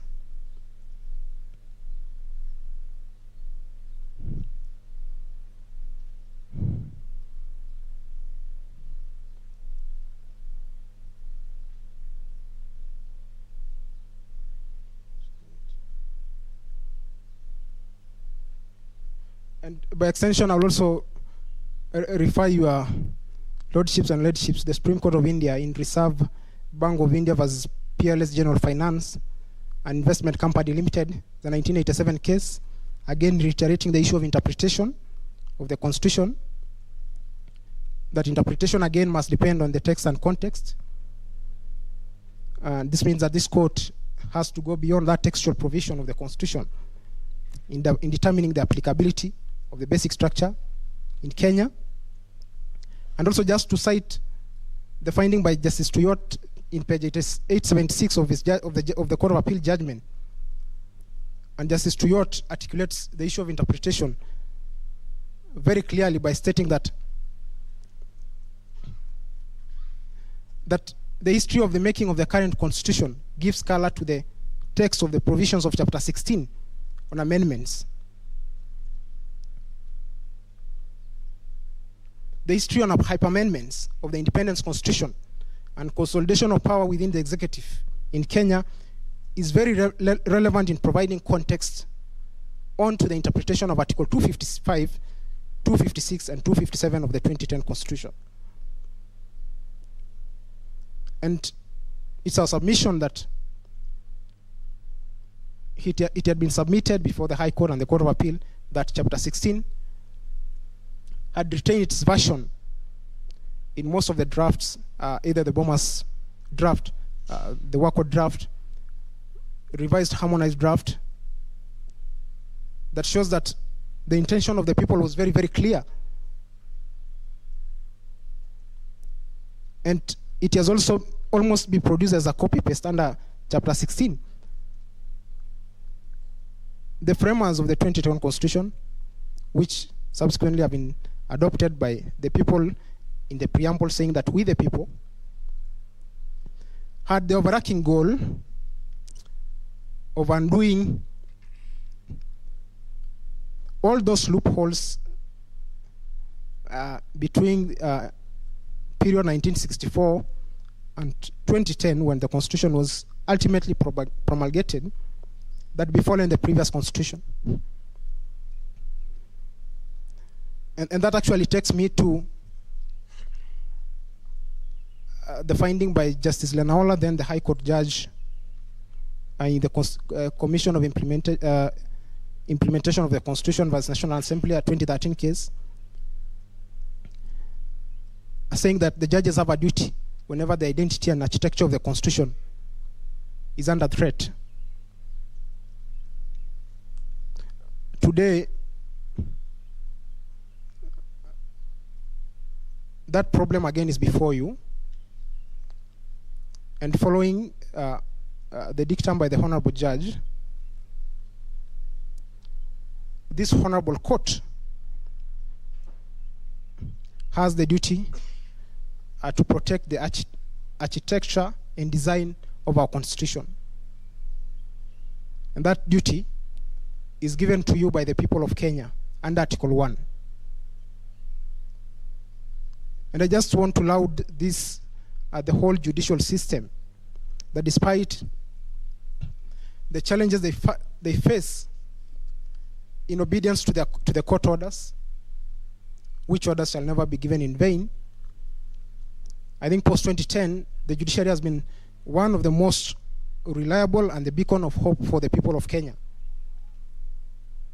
And let me just randomly mention the Security Laws Amendment case in the first term of the Jubilee government that seeks to sweep most fundamental rights under Chapter 4 under the carpet. And I think the bench, I don't remember if it was a 3-judge or 5-judge bench, then rallied in defense of the Constitution. And my clarion call is that you, Honorable judges or justices of the Supreme Court, must also protect the Constitution for posterity. And if I may refer you, your lordships and ladyship, to the wordings of the preamble, which is, I think, very unique, and also coming at the very, very beginning of the Constitution. In the preamble, the people says, we the people of Kenya adopt and enact and give this Constitution to ourselves and to our future generations. We adopt, enact, and give the Constitution to ourselves and to our future generation. For me, the issue of future generation is very key. It's a very, very key word. That the intention of the people was that you can amend, not fundamentally, maybe issues of issues not ring fence under 255, but let's try and keep it for the future generation.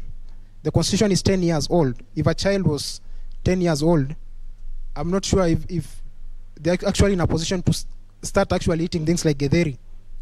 This Constitution is still trying to develop its teeth. It's not even a teenager, strictly speaking. And I think the solemn duty of the President under that schedule will have been to preserve, uphold, and respect by operationalizing, among other things, the 2/3 gender rules, the Judiciary Fund, the Equalization Fund, rather than spend a whopping 20 billion taxpayers' money for purpose of amending the Constitution. Or I wish if that money was actually allocated to the Judiciary Fund to give room to more small claims court or building infrastructure for either the judges or courtrooms. That would have been my ideal wish.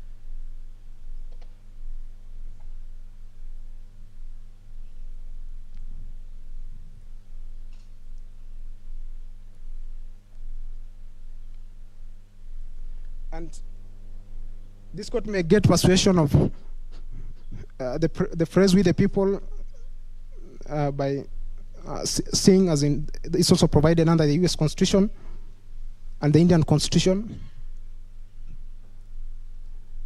And interestingly, as in, I found that the U.S. Constitution, despite the fact that it has been, since its conception in 1787,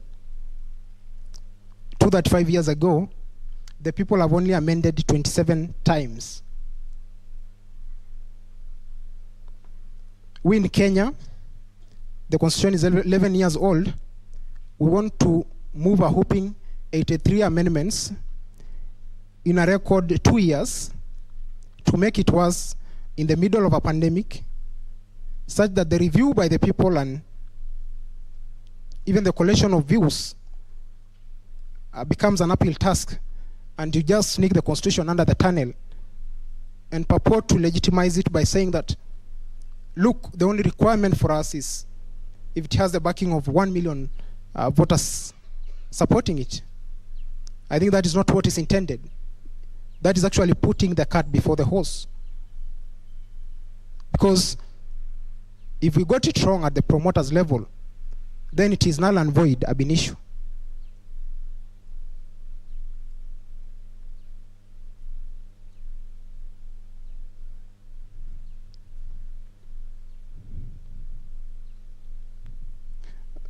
My lords and my ladies, as I mentioned earlier,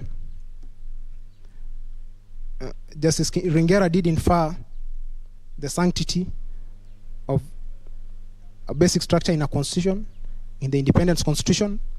I think I can't fathom any finding under the 2010 constitution that holds otherwise.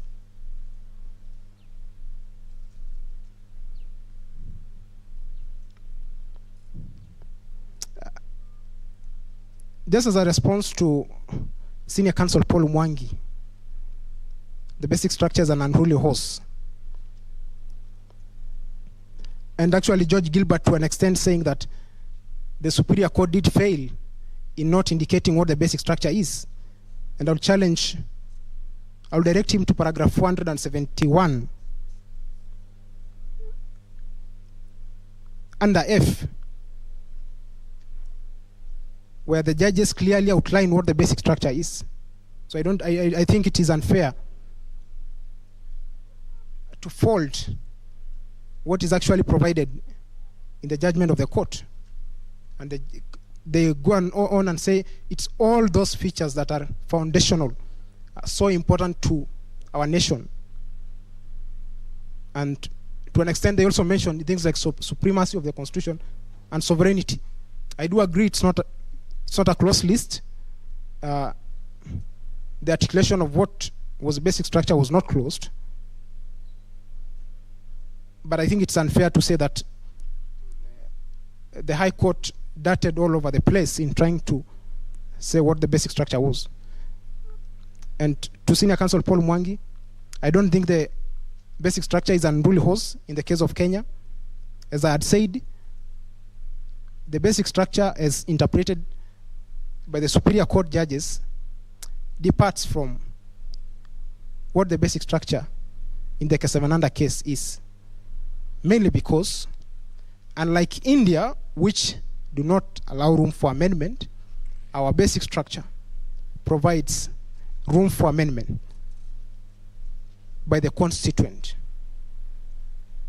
I think that is a clear departure. And as such,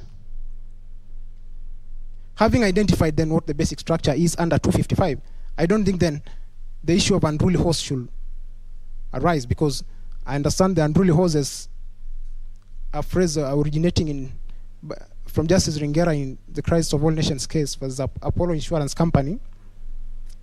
And I think he was alluding to public policy being a concept without a province of what really could be termed public policy, or the subjectivity of it. The Superior Court and the Court of Appeal have clearly closed our boundaries on what the basic structure is, and therefore I don't think there is room to term it as an unruly horse. My lords and my ladies, I just want to seek clarification on the time because I think we were given some 20 minutes.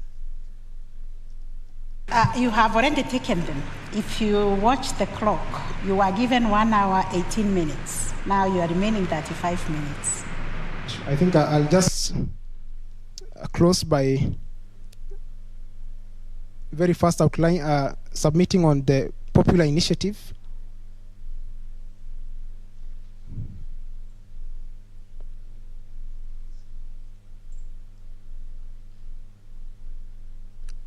And I could actually do it in form of a rebuttal because other parties will have a chance to submit on. That to rebut on Senior Counsel Kamau Karori on the president campaigning, he said that the president can actually campaign on the platform of amending the constitution. I think that is absurd and flies on the face of the third schedule on the other office of the president. And actually it overrides its right under Article 38 of the on political rights, because I had intimated at every election we get the governor and the governing, and what we have is a contract such that the president cannot be held to be crying, saying that his political rights have been amended, while in real sense, he's actually the one on the other side of the table supposed to guarantee enjoyment of that right by citizen. So I'll just picture a picture of a president carrying a bangle along parliament saying, look, as in I have a right to demonstrate, just like any citizen, entitled to these rights under this constitution. And the issue at stake is my rights have been limited. It's an absurd finding. That means he can only get to such a position by relinquishing his authority as a president. And I allowed our president because he has set that trend in 2014 during the ICC trials. He had that audacity of actually stepping out of his privileges and saying that I'm going as an individual. That means the route of Article 257 is only available to that ordinary mwananchi. That person waking up in the wee hours of the morning from Kaongware Kangemi, when the bus fare is still Kenya shillings 20 bob, to come to a construction site in Westland, I think is what is envisaged as the ordinary citizen who can initiate a popular initiative. It's not a state officer with all the trappings of power and sitting on a back left of a German machine seeking to amend the constitution for selfish reasons. There's a conflict clearly, and that conflict was also articulated again by the High Court in envisaging the dual role that the president will have if he was allowed to move amendments to the constitution. That I'll be promoting the constitution as a president. That means that those are my own views, and at the same time I'll be the one assenting. I think that finding is absurd, and conflict of interest is written all over it. Therefore, I don't think the Article 38 issue should never arise. It's a social contract for the 5 years. He is a duty bearer. He's supposed to guarantee he can't have a room to cry as a baby saying that I want to amend the constitution. More so the entrenched clauses. That should not arise.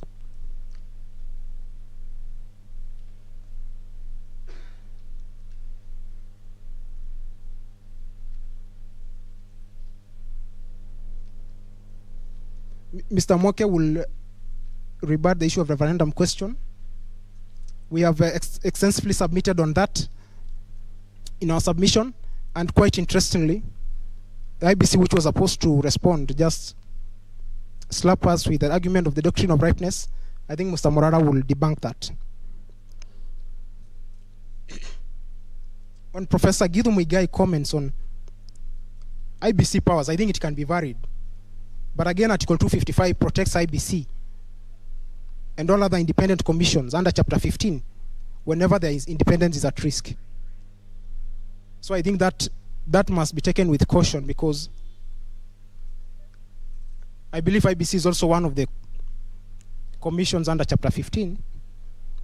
And whenever its independence is at stake, just the way this court independence was at stake with the creation of the Judiciary Ombudsman, then the hands of the promoter are locked. Senior Counsel Kiragu Kimani cites Article 138 of the Swiss Constitution.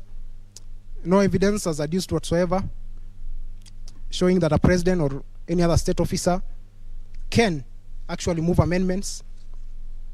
And I will refer you, your lordships and ladyship, to paragraph 57 and 58 of volume 21 at page 3027, where we clearly discuss the issue of Article 138 of the Swiss Constitution. It's not a state officer or a president that is envisaged. It's not. In fact, scholars writing on that issue alludes to the issue of direct democracy and popular initiative. One of the definitions given by the Black's Law Dictionary, it's the people exercising their own residual power in a direct way, not indirect way.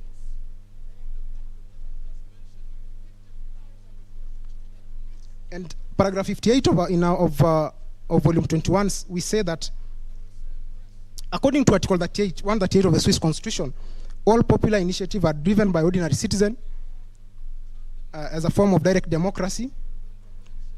And this actually originates at the local and canton levels. I'm sorry to take you back, my ladies and my lords, but under the CKRC report, the people say that our constitution should actually be amended the way it was made. And that, I think, introduces a very high threshold. And I'm sorry to use this word, but under the same report, page 42 of that report, the people had this to say as a recommendation, that one very interesting is the provision of structures of the review process to reflect the bottom-up approach. I know that that's a very sensitive term at this, but those are not my words. They are clearly provided under page 42 of that CKRC report. But then going back to your issue of interpretation, looking at the context and the history, the intention of the people that was in amending what is so fundamental to them, we must start at the bottom, and it comes up. That means now with the involvement of the Constitution, County Assembly, Parliament, and all other relevant entities like the IBC. But it should never be seen to be something that is being proposed at the top. And that's why I was saying that the process of amendments introduced by the Constitutional Amendment Bill 2020 was wrong ab initio, based on that intention and context by the people provided under that CKRC report. For the interest of time,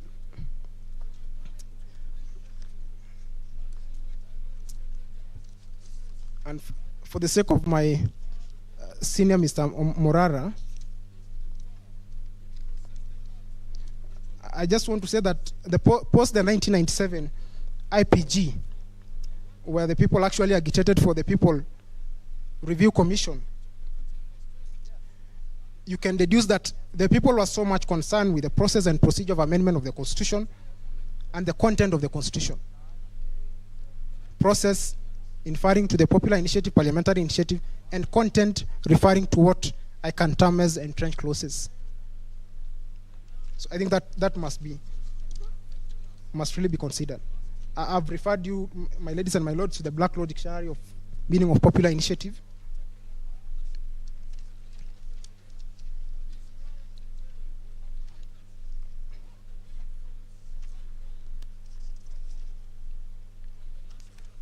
And I'll not dwell further on the writings by Professor Richard Albert or Yaniv Rosnai. I think Mr. Nelson Harvey will do that. And I'll close by saying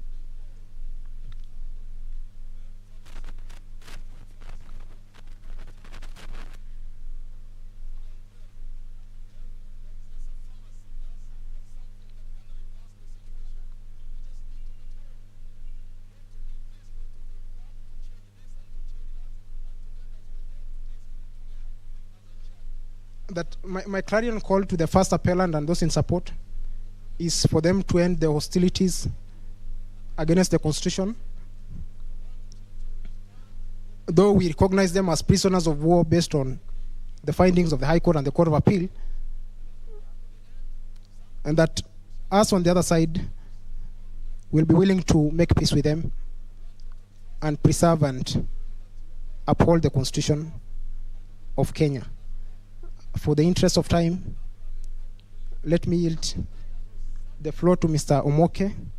But before that, I just want to acknowledge the presence of my Professor Ben Sihanya, who actually provided me a platform at the formative years at the School of Law in Parklands to be his researcher for 3 years in constitutional law. I think it's fair credit for me to recognize him at this forum.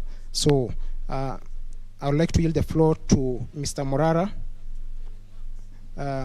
We had a lot to submit, but for the interest of time, I would like to stop there. Thank you.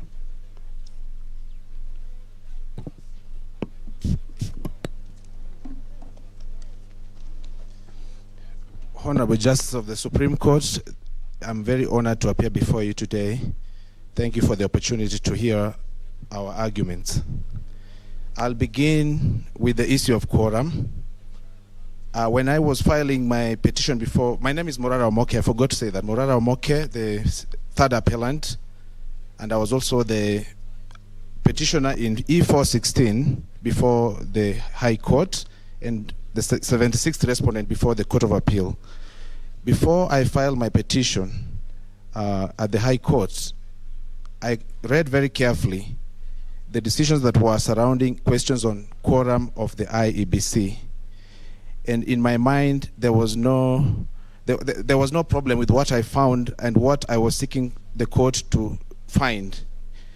I was asking the High Court to find that the IEBC lacked the quorum to conduct something very important, which I consider to be a policy issue. When I looked at other decisions like the Isaiah B. Watt case, which has been cited very extensively by the IEBC, I looked at that and I found that, in my opinion at the time, the law applicable was the law that was there before the decision in Katiba Institute, which set the quorum for the IEBC. When you look at the Constitution, there's Article 251, which has been relied upon by the IEBC to identify what they consider to be the quorum of the Commission.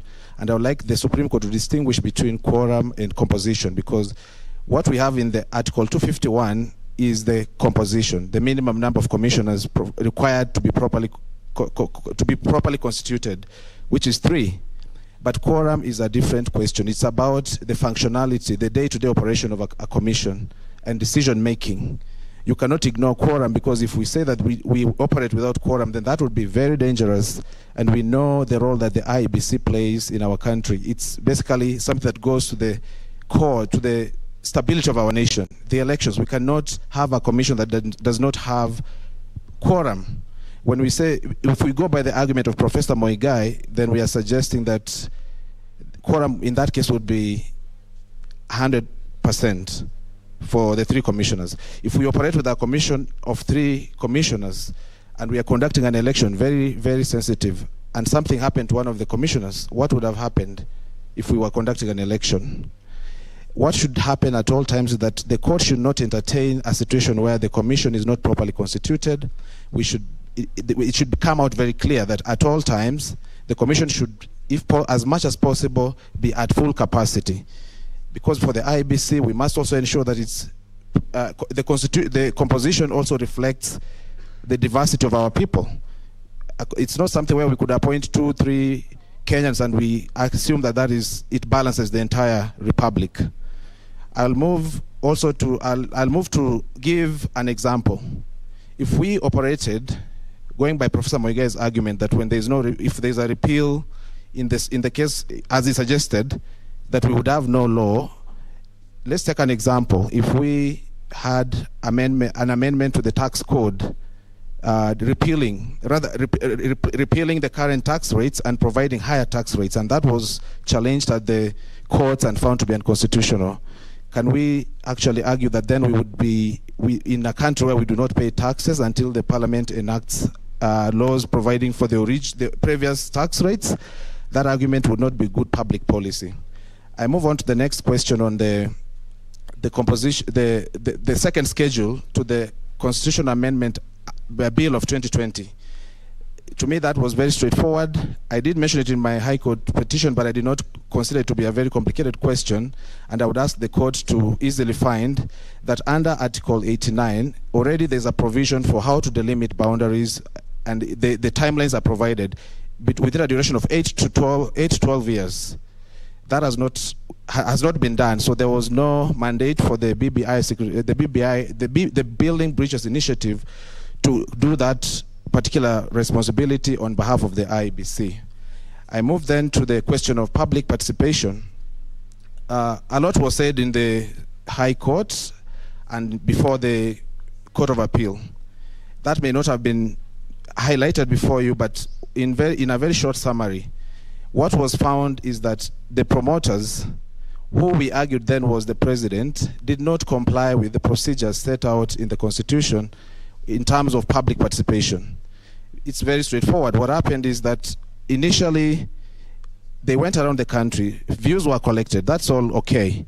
Of course, we saw some problems with that, how it was done, because basically what was happening is that those collecting views moved from town to town in the Republic, collecting views in 3-star and 5-star hotels. Obviously, who is going to be in those kind of fora? That kind of fora, it's the elites, the poor, or the ordinary, what I would call, I wouldn't use the word poor, but what I would say as the everyday Kenyan may not have that access to give their views. So that was one of the areas where they failed. But more importantly, when the bill was published for the purposes of now collecting signatures, that was on 25th of November 2020.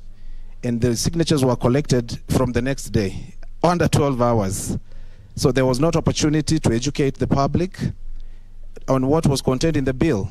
Another problem which was highlighted and accepted at both levels of the High Court and the Court of Appeal, which has not been challenged, was that there was no consideration of because it was done, the publication was done online. There was no effort to consider the internet connectivity in our country, which when I look at the Kenya Population and Housing Census report of 2019, volume 4, was found to be 22.6%, and the access to computer was 10.4%. So if you do it online, automatically you lock a vast majority of the people from being able to see the bill before they collect the signatures. And if you do it the next day, it means you do not care for whether they were given the opportunity. And if you look at the decision of this court, the British American Tobacco case, you gave us the guidelines that we must look at when we weigh an action that has been undertaken to see whether it meets the threshold for public participation. And when you look at that case, many things were not done. For instance, there was what is happening in that case is what we would say is illusory, what is cosmetic, what does not give the public reasonable opportunity to study the bill before they can give their consent, before they endorse. So what that means is that for the 4.4 million signatures that were collected, they were of no value because a vast majority of those people were just signing before studying the document. When you look at the amendment bill, it contains about 74 clauses. Even for us who are the experts in the law, we may need some time to study those kind of provisions before we give our views. And that's why when we were able, you could see even from the filing of the petitions before the courts, people took time to study those provisions. So you could not conclude that doing it under 12 hours of publication is enough. There's a lot I could highlight there, but I think that's enough just to show what exactly happened. When it moved to the IEBC has argued that they do not have any responsibility to ensure compliance with public participation. That is wrong. When you read Article 10, it imposes on all state officers and all, even the commission, being one of these institutions required to comply with Article 10.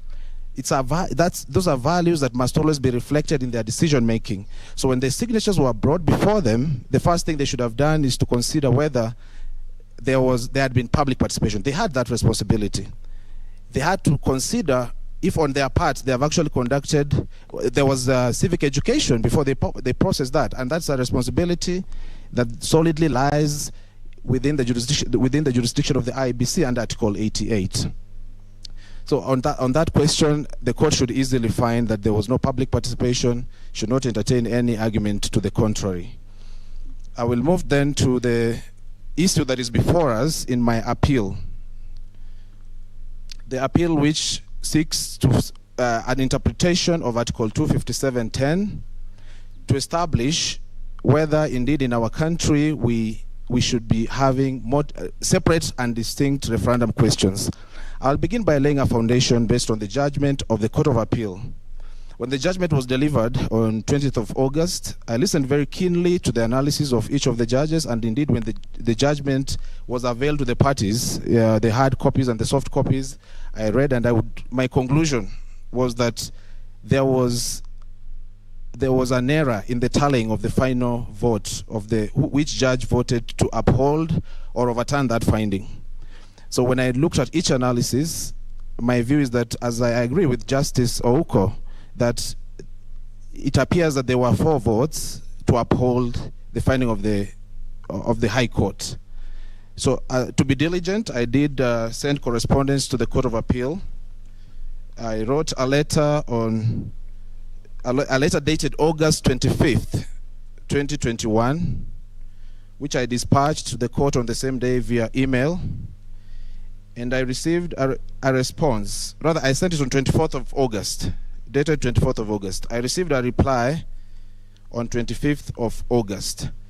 The letter was addressed to the President of the Court of Appeal, and I was very respectfully asking him to look at the tally. And I gave grounds, and I pointed out what I thought was what was contained in the judgment, and why I think the vote should be 4-3 in favor of upholding that finding of the High Court. In his reply, he said, which was conveyed to me by email by Registrar Lorraine Ogombe, was that the view of the President was that there was no error. The reason I did that is I did not want to saddle the Supreme Court with an unnecessary appeal if indeed that was an error. So having satisfied myself that I've taken the right steps, I approached the Supreme Court through the appeal that is before you, appeal number 11 of 2021. So I did that part, and I think the court can look at the analysis and easily reach a conclusion that that finding of the High Court should be upheld. But I'll not rest there, because it's important for the Supreme Court also to hear what is the justification for seeking that kind of a finding.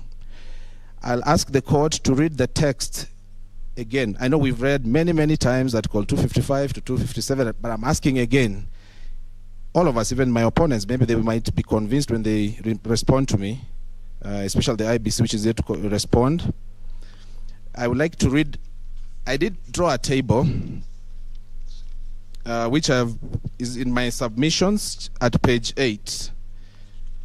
My submissions are dated 24th of November 2021.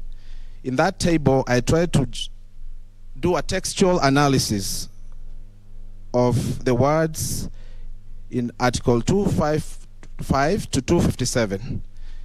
I looked at words that I used there carefully. I saw a word called a proposed amendment, The amendment, an amendment, a bill to amend this constitution, the bill, any bill, a general suggestion, a formulated draft bill, a draft bill, the draft bill, a bill, and there was a word again repeated at the very end, the bill, which I've just drawn them just to try and analyze, because we seem to be all in agreement, the parties before you, that it's important to look at the textual analysis. So when I do the textual analysis, my conclusion was that the way the words have been used by the Constitution in those clauses can only mean that they are used in a singular form.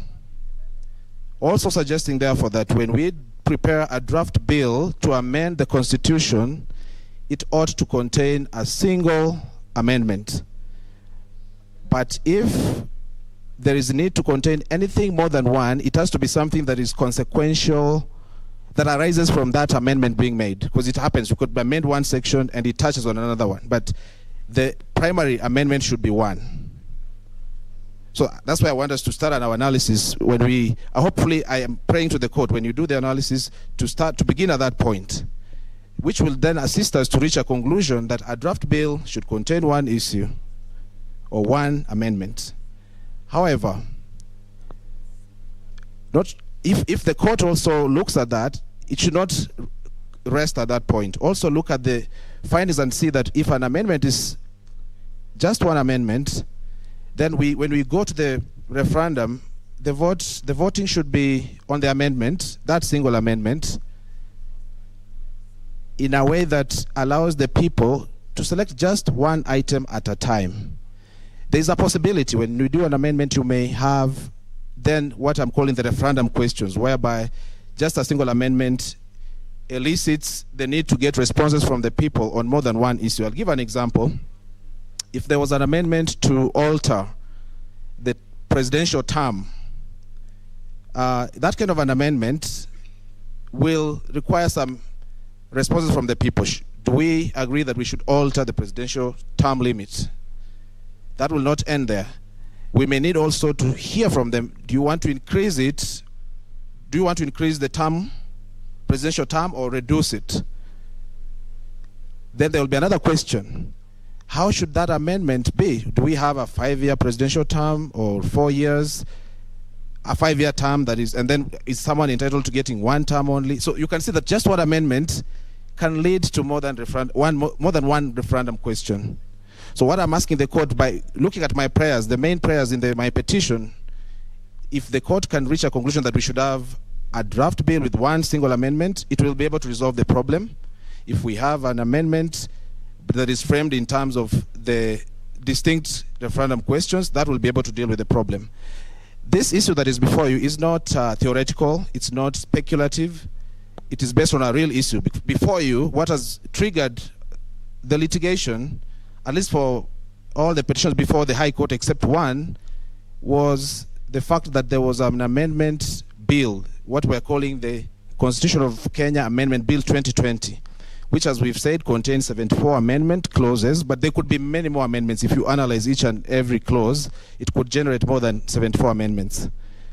So therefore, when I approached the court at that time, I'm informed by Article 22 of the Constitution that if I can, as a citizen who is doing his duty under Article 1, and Article 1 and 3, to defend the Constitution, I have to approach the court and say, I am feeling that there is a threat on the Constitution, because if we conduct this referendum, we end up with a yes or no question on 74 amendments. It's dangerous. It's not good for the country. It will decimate the Constitution. And I'll give examples. When I looked at the amendment bill, as a citizen who is taking a vote, I'm just going to pick a number of examples. I saw a provision allowing a tax break. I would be very happy. And I think any entrepreneur out there would be happy to get a tax break. But as an advocate, I found another provision telling me that if we pass the amendment bill, then I cannot conduct election petitions until when beyond the Court of Appeal. That litigation ends there. And I found that is a limitation on the rights of those who litigate, because the provision is there. matters of political rights should not be limited. As a litigant, they should be able to get the opportunity to litigate to the end. As an advocate of the High Court representing them, that's my trade. I should not be limited to end my litigation in the Court of Appeal. When will I appear before you, Honorable Justices of the Supreme Court, if we end all the litigation in election cases at the High Court, at the Court of Appeal? So I'm concerned I cannot accept to vote for that kind of an amendment, but I am seeing the tax. So I'm being put in a dilemma as a citizen when I'm taking a vote on that kind of a bill. I look at other dangerous provisions that would have totally destroyed our judiciary, like the Judiciary Ombudsman, which was dangerous for our country, not just for the judiciary. So basically then I would like to highlight other provisions of the Constitution which should aid the court to reach a conclusion that we should always have separate, distinct referendum questions, and we should have a draft bill only raising, or rather containing only one single amendment. We begin with Article 32, which gives the people freedom of opinion. You are entitled to form your opinion, but if I'm given 74 amendments all in one document, what opinion will I form? If I have to still express my decision at the end, having been given more than 74 contradictory, confusing provisions, some of which I agree with, others which I do not approve of. I go to Article 33, freedom of expression. If you give me all of them in one document and you tell me to express my freedom of expression, I will not be able to exercise that freedom. If you give me this in a vote, Article 38, my political rights, when I'm seeking to vote as a citizen, and I'm just given all the options tied in on one ballot, it cannot be in line with Article 38, where I'm told that in Article 38, my freedom, the right to vote includes being able to vote in a way that, to be able to express my will in an election freely. It cannot be free if it is like that. Then I go to the general principles for the electoral system of Kenya at Article 81. They have been laid out. What are the principles? That the electoral system should be able to enable simple voting, efficient voting, voting that is seen as transparent and accountable. It cannot be transparent and accountable if you get 74 amendments and you are voting in one. It's like, I'll use a simple analogy. If we were to be given the 6 ballots that we usually do in our general election, and you're told you have all your presidential candidates, they are in one ballot, or rather they are classified, and you're told you have this presidential candidate and you have this member of parliament, all the way from top down the ticket, vote only once. How is that going to be, how does that sit with the Article 38 and Article 81? So basically what I'm telling you, the justices of the Supreme Court, is that the issue of the format of referendum questions and the draft bills, it strikes the heart of the Bill of Rights. And when you interpret the Constitution and Article 259, then you have to look at that. You have to look at whether the kind of thing that is before you will it enhance human rights, will it enhance fundamental freedoms of the people. As I come to closing this presentation, I would like to urge you, the justices of the Supreme Court, that what we are doing here is something, basically a point of inflection for our country. And as President Joe Biden usually says, it's on us. It's on you, the justices. It's on us, the advocates and the people, to comply with the clarion call in Article 3 of the Constitution, that we have to ensure that the Constitution is respected, upheld, and defended. I thank you, judges, and in case there's any question you would like to ask me at this point, I would be happy to take it, or I'll take it at a later date. Thank you for your submissions. I think we'll reserve the clarifications later. Thank you, Honorable CJ. Yes. It is now 1:20. We will take a lunch break and resume at 2:30 to hear from the respondents. 2:30. As we break for lunch, My name is Ochiel Dudley. My lady, I just wish to clarify a really small and harmless report I've seen in one of our dailies concerning yesterday's proceedings. I have seen it reported that 2 advocates sought leave and were granted permission to withdraw from the proceedings, and that Ochiel Dudley was one of those 2 advocates. I just wish to clarify, my lady, that Ochiel Dudley did not seek permission to withdraw and did not withdraw. He remained seated yesterday and has attended today as he will tomorrow. Most obliged, my lady. Thank you. That is well noted. Thank you, my lady. 2:30.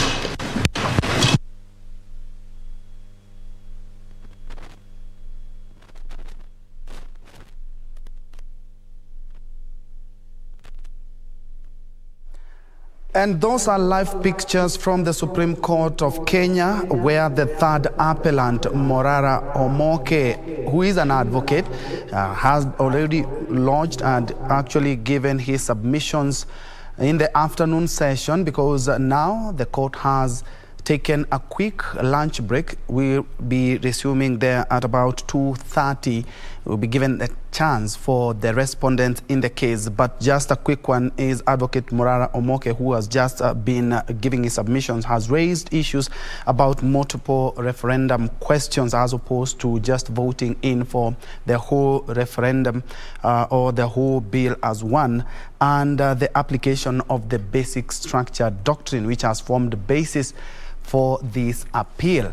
Indeed, this is Lunchtime News. Thank you so much for making time. My name is Ben Troenjue, and Lucy Mwaura is our sign language interpreter for this broadcast. Let's know exactly what is happening in the country. Sarafina Robi is keeping a keen eye on the Supreme Court, and she will be giving us more a little bit later.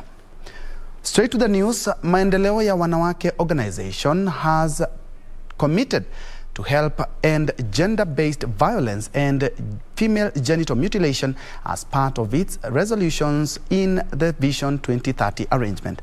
Speaking during the organization's 70-year anniversary, Maendeleo ya Wanawake organization chairperson Rahab Muyu says the organization will also invest in water harvesting project for women in all the 47 counties.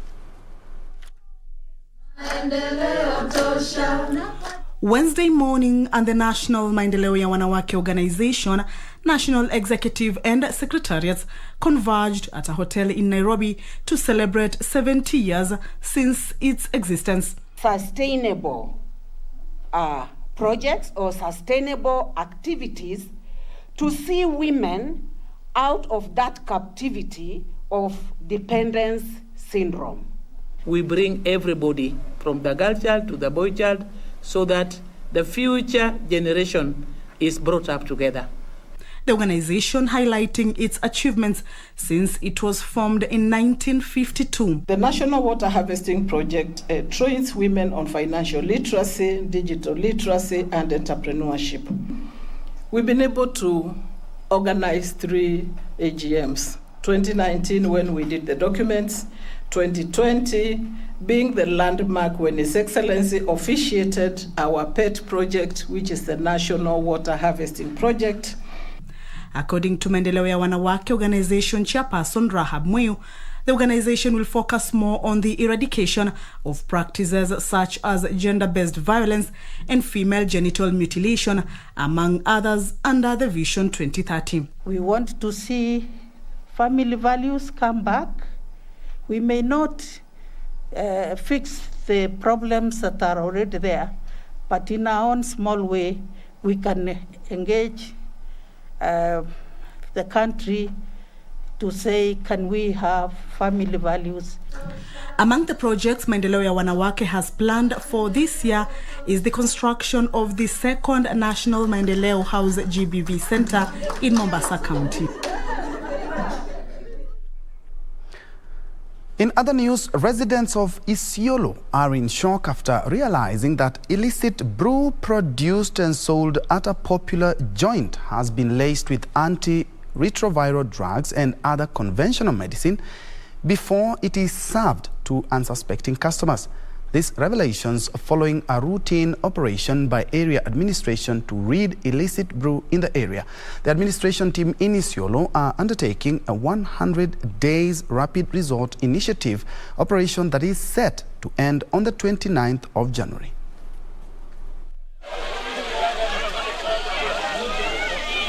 These were the scenes at God's Power Cave. Illicit brew drinkers of Bulapesa area in shock after investigators during their routine operation found ARV tablets dissolving in drains and other unpacked drugs supposedly to be used to make illicit alcohol. Hata hivyo mimi mwenyewe nashukuru, manake hata mandugu zangu wengine wanakula pombe, wanakunywa bangi, kama wanaweza wakawacha, hata mimi naweza nikashukuru. Nimeachana hiyo tembo. Isiolo Deputy County Commissioner Kefa Marube, who led the operation, said that a number of people in the area were in hospital for complications arising from consumption of illicit brews, with many youth lost in the brews and unable to engage in any productive work. Hii dawa inafanana hii, sio hii lakini inafanana hii. Mkiona dawa yoyote ambayo haijaandikwa maandishi, mjue ndio kete. Na kete inafanya wanaume hapana zaa. Mnanielewa? Ningependa musaidiane na hawa. The administrators nabbed and destroyed 2,830 liters of a drink named Ndume and 40 liters of changa. Bulapesa area manager Wario Elgoi noted that this was not the first time that the team has found alcoholic drinks being mixed with ARVs among other conventional medicine. Ajabu ya Mungu, leo tumepata pombe hiyo marwa inaongezwa dawa ya kupunguza makali ya HIV. Hii ni sumu tosha ya kumaliza watu bila watu kujua. Sasa na mimi basi nikiwa kama area manager wa area hii, natangaza vita na yeyote anayetengeneza, iwe ni pombe ama ni bangi ama ni hiyo marwa. Marube urged locals to be wary of what they consume, noting that they may end up consuming very poisonous concoctions in the name of alcohol. Ruth Wamboi for Lunchtime News. And on that shocking note by Ruth Wamboi, of course, we need to be very careful with what we ingest in our bodies. We are taking a quick break, but don't go away. We still have more news, including the shock exit of Ghana, the 4 times African champion. Well, we have a lot in store. We'll be back shortly.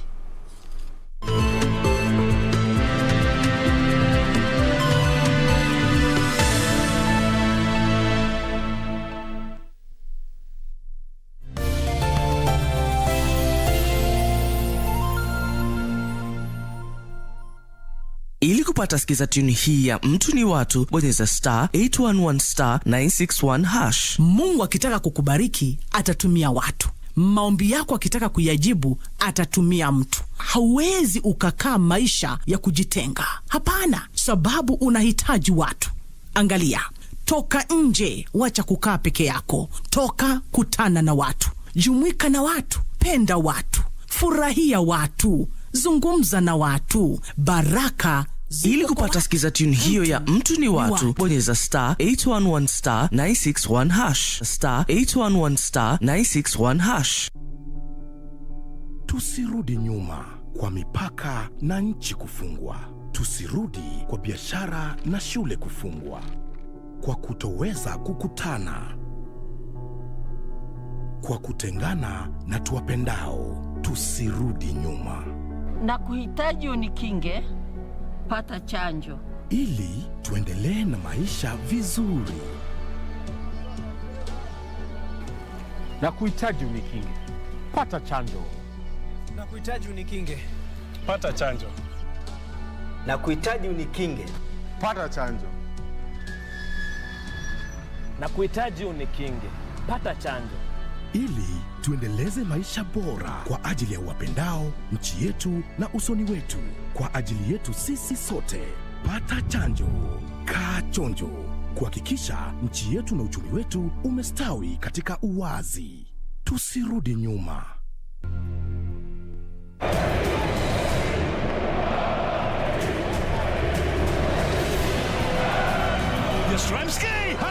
Is Jovetic to score? Oh, Kevin Behrens. Belfodil! And he is there! Elney's chance taken. There's Richter! Kevin Behrens again. Hertha or throw. Union Berlin do have a place in this season's last 16. Ili kupata skiza tune hii ya mwanzo mpya, bonyeza *811*815#. Usikae hapo na kujihurumia eti kwa sababu ulikosea ama ulianguka. Maisha wakati mwingine utapata umeanguka ama umekosea. Pata mafunzo pale. Unapopata mafunzo, inuka tena. Kung'uta mavumbi, songa mbele. Yaliyopita jamani, si ndwele, ganga yajayo. Maana kuna nguvu katika mwanzo mpya. Ili kupata skiza tune hiyo ya mwanzo mpya, bonyeza *811*815#. *811*815#. Beacon Furnitures Limited.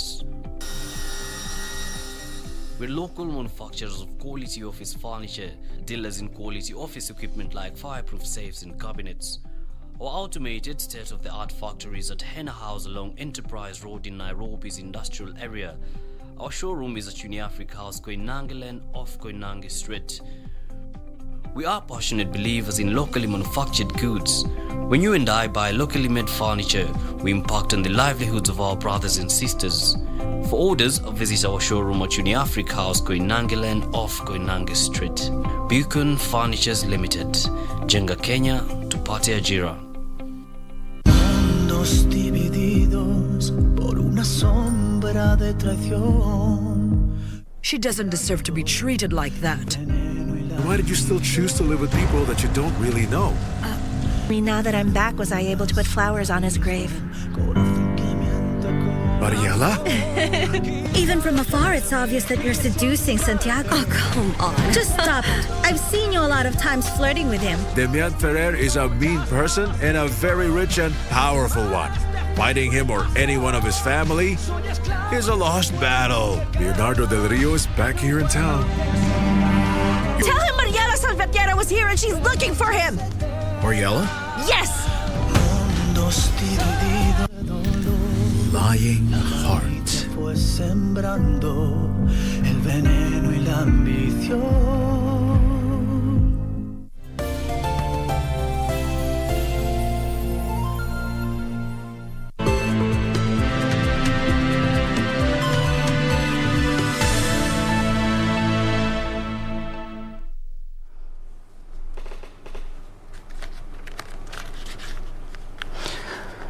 Welcome back and thanks for keeping me company.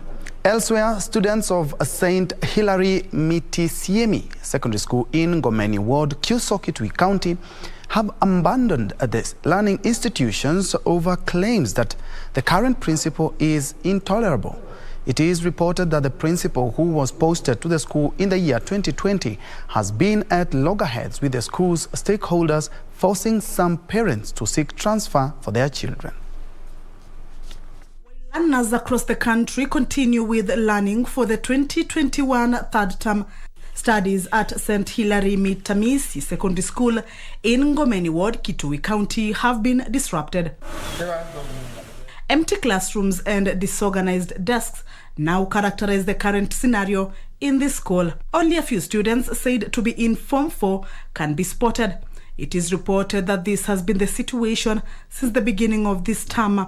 It is reported that the current principal has disoriented the school's administration, causing misunderstanding among the stakeholders. Hapo mbeleni mkabla mwalimu aje kulikuwa na matron. Saa wakati ambao amekuja matron amemkuza akamwambia haende, watoto wale wako hapo ni watu wazima wanaweza kujichunga. The current principal is also alleged to disrespect parents. Wakati ambao anaambia watoto waendee shule karo, mzazi akija anamwambia unanunga mbaya, wewe aondoke kwa ofisi yake, afai mzuri, sio kama mtu anaelewa. Kwa hivyo mzazi anaondoka hapo akiwa ana hasira, akaenda na mwalimu, mzazi akatoa huyu mtoto yake kwa darasa akapeleka shule nyingine. This is reported to have angered the learners and teachers, with students vowing to stay away from the school until action is taken. Na watoto wakasema kwa sababu hamtaki hao wataenda. Wakafunga wiki moja, na kabla mwalimu aende wamekuja na wakasema mwalimu akirudi tena watarudi tena, wataenda nyumbani. The school was started in 2009 and has a total of 138 students. It is reported that only 16 students who are in Form 4 are in school currently. Efforts to reach the principal for her comment were unsuccessful. Just before we go to our next story, is that news just in is that the Office of the Director of Public Prosecution has been granted 1 hour to verify High Court orders stopping the prosecution of presidential candidate and business magnate Jimmy Wanjigi. The ODPP said they did not know about the orders by Justice Anthony Mrima issued yesterday, stopping his arrest together with his wife. Well, we are keeping a keen eye on that report, and as soon as we get the latest, we will be updating you on the same. Moving on, one person is admitted at the Maralal Referral Hospital after raiders shot him and stole about 28 cows. According to the hospital medical personnel in charge, Dr. Robert Nato, the man was admitted in the hospital last night with gunshot wound. This as leaders in Baringo County urged the government to address the humanitarian crisis that has hit parts of the county following banditry attacks that has left many displaced. The wave of security in Samburu County has left a victim fighting for his life at Mararal Referral Hospital. The victim also lost 23 cows to his attackers during the last evening raid. The medical personnel in charge of Mararal Referral Hospital, Dr. Robert Nato, said the patient was admitted at the facility at around 8 p.m. Ako salama, naongea, anakula, alipata sehemu ya ile risasi iliingilia kwa upande mmoja kwa sehemu ya kulia na kutokea nyuma ya sikio. Elsewhere in Baringo County, leaders have called for more security personnel deployment following increased cases of insecurity in the area. Attacks in Kisumet, Kagir, Yatia, Chepkesin in Baringo North have left over 300 families homeless, while others in Lamaiwe, Baringo South, are camping at Kapkechir after being displaced. Kwa hivyo ningeliomba kwamba serikali yetu kuu iweze kusaidia sisi, waone kwamba watoto wetu wameweza kupata chakula, watu wetu wameweza kurejesha makao, na kama hawako tayari kuweza kurejesha watu nyumbani, basi waletee hao chakula na waletee mambo ya blanketi, kwa sababu hawana la kufanya sasa. We've not seen any action from the government or even from the leaders to come and arrest this situation. So I think the government must come in, and because these people have really gone complex, we must also go complex, like having the drone.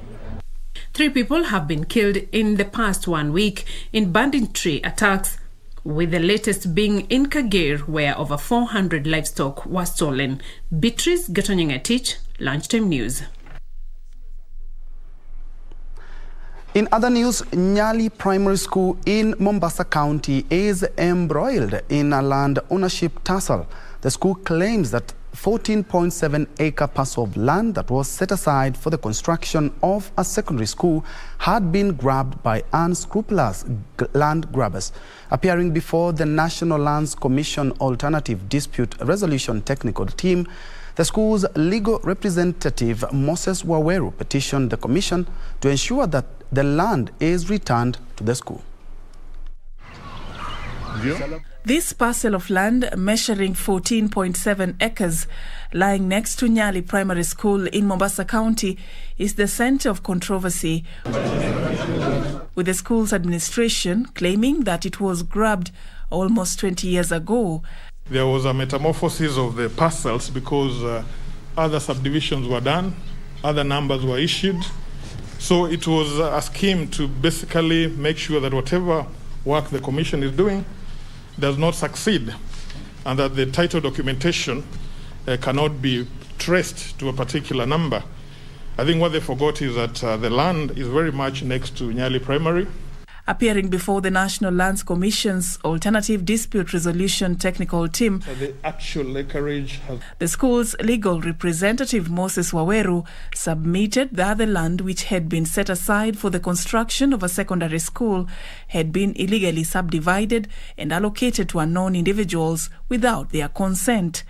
High Court Judge Said Juma Shitembwe is among 47 individuals and companies listed in the disputed prime land. Through his lawyer, Augustus Wafula, Shitembwe argued he legally acquired his parcel of land. This Idris Hussein Muhammad sold this property to Justice Said Jitembwe in 2004. Now, from 2004, Justice Jitembwe has been in occupation of this property. Now we are talking about over 18 years. Has been using this property exclusively for over those 18 years and has massively developed this property. The matter will be heard again on Thursday afternoon, with final submissions expected on Friday morning before the Commission gives its recommendations on the way forward. We require the receipt to confirm payment as part of the conditions for the issuance of the allotment letter, and we require a letter of acceptance to enable the Director of Survey to conduct a survey on this land. The commission, led by Vice Chair Gertrude Nguku, is in the region for 5 days to conduct inquiries and investigations into disputed parcels of land in Mombasa and Kwale counties. For Lunchtime News, I'm Safin Aching Oma. And still keeping tabs with education matters is that a section of candidates seeking the Kenya Certificate of Primary Education have expressed optimism that they will do well in the forthcoming national examination scheduled to run in early March. The 644 students of Mweki Primary School in Kiambu County revealed they are well prepared despite the academic interruption occasioned by the COVID-19 pandemic. Speaking during a Class 8 parents' meeting, the school's head teacher Joseph Kamau said that the high standards of discipline among pupils, teachers and the school management has seen the institution plan their time and classwork well and are now ready to battle it out with other candidates across the country. It's not a very big block to us. We are ready because the syllabus is over. 644 candidates now this year, and it's one of the largest centers in the country. His remarks comes days after Education CS George Magoha allayed fears of KCPE and KCSE candidates who had expressed concerns that the exam will cover the whole syllabus, yet they had spent most of the school calendar at home due to the COVID-19 pandemic. The marking will also take into consideration the fact that the timetable was constricted. So there's no need to panic as if it is the end of the world. We just want to know, under these very difficult circumstances, how much we are able to be taught. Roiro MP Simon Kingara, during the parents' meeting, announced plans to build more classrooms in the institution as well as facilitate free lunches for all candidates sitting their exams. Kwa sababu ya COVID, mashule mengi sana katika eneo hili letu ya kibinafsi yalifungwa. Na wale watoto wengi tulikuwa tunategemea kupunguza hapa walienda wakajaza shule mbili na hatukuweza kupunguza shule hii. Reporting for Lunchtime News, I'm Wamboi Otiende. Moving on, the outgoing Narok County Commissioner Evans Achoki has called on the members of the political divide to shun divisive politics and be champions of peace and unity as the country heads to the general election. Achoki, who has been promoted to a regional commissioner and deployed to Eastern Region, called on locals to work together with law enforcement officers so as to ensure peace prevails in the region. Speaking while handing over the office of the new Narok County Commissioner Isaac Wanyonyi, Achoki, who has now been promoted to Regional Commissioner, lauded the existing partnership among locals and security officers in the region. So I want to thank all the leaders for the cooperation, security officers for the job well done. I also want to thank all the residents of Narok County for the cooperation that I received from them. Achoki said the partnership was paramount as it had brought a peace, especially in Narok South and Transmara, where in the past chaos had erupted and lives had been lost. The last 1 year, Narok County has experienced relative peace that was elusive for quite some time. The new Eastern Regional Commissioner challenged locals to continue working together with law enforcement officers so as to ensure peace prevails in the region ahead of this year's general election. New Narok County Commissioner Isaac Wanyonyi urged leaders to follow the law and ensure peace prevails in the region before and after election. This year being an electioneering year, that there is peace throughout the remaining month with the election and even after election, as we will make sure that we provide conducive environment to all those people who are seeking elective posts, but we want also to request them to make sure that they observe the law. Reporting for Lunchtime News, I'm Jackie Wambiru. Let's now turn our attention to matters politics now, where a section of politicians allied to UDA now claim Azimio la Umoja presidential candidate Raila Odinga is a project of President Uhuru Kenyatta. Speaking in Kakamega County, the UDA team led by Mumias East MP Bernard Washiali cautioned the Western Kenya electorate against supporting Raila Odinga, saying he has previously shortchanged their leaders.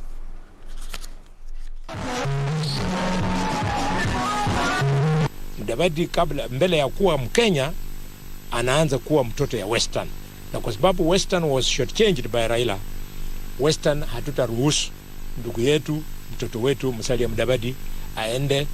Nataka niwaambie ule baba mlikuwa mnapigia kura kuanzia 2017 mkirudi nyuma, sio huyu baba mwenye yuko sahihi. Baba ule mwenye yuko sahihi ni baba ametumwa na Mheshimiwa Uhuru Kenyatta ili lazima awe rais. Nyinyi mtaweza kutupigia kura mtumwa? Unajua mtu kusimama kura na kusimamishwa, hiyo iko tofauti. Si namna hiyo.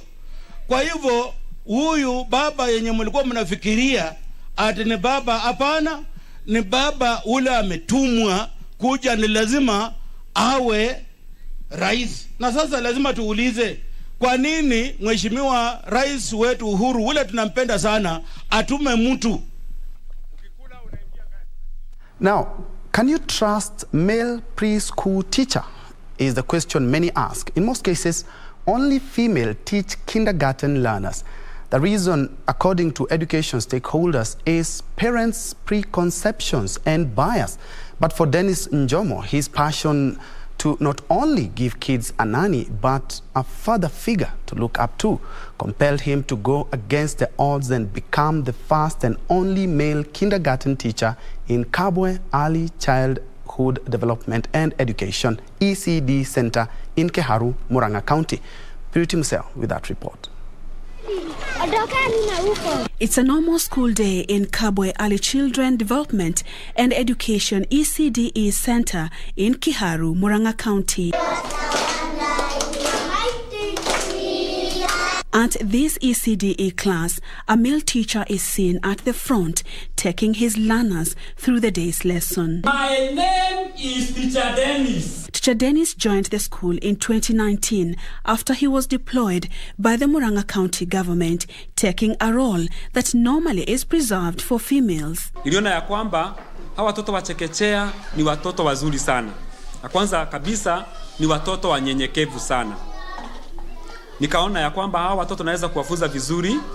Hawa watoto nikiazana na wao pale wakiwa empty computers, nitaweza kufeed those computers with something good. Tunapenda Teacher Dennis kwa vile anafundisha watoto wetu. Tunampenda sana Juu mtoto hata asubuhi ukimwambia aende shule, anafurahia, anasema tichare wako.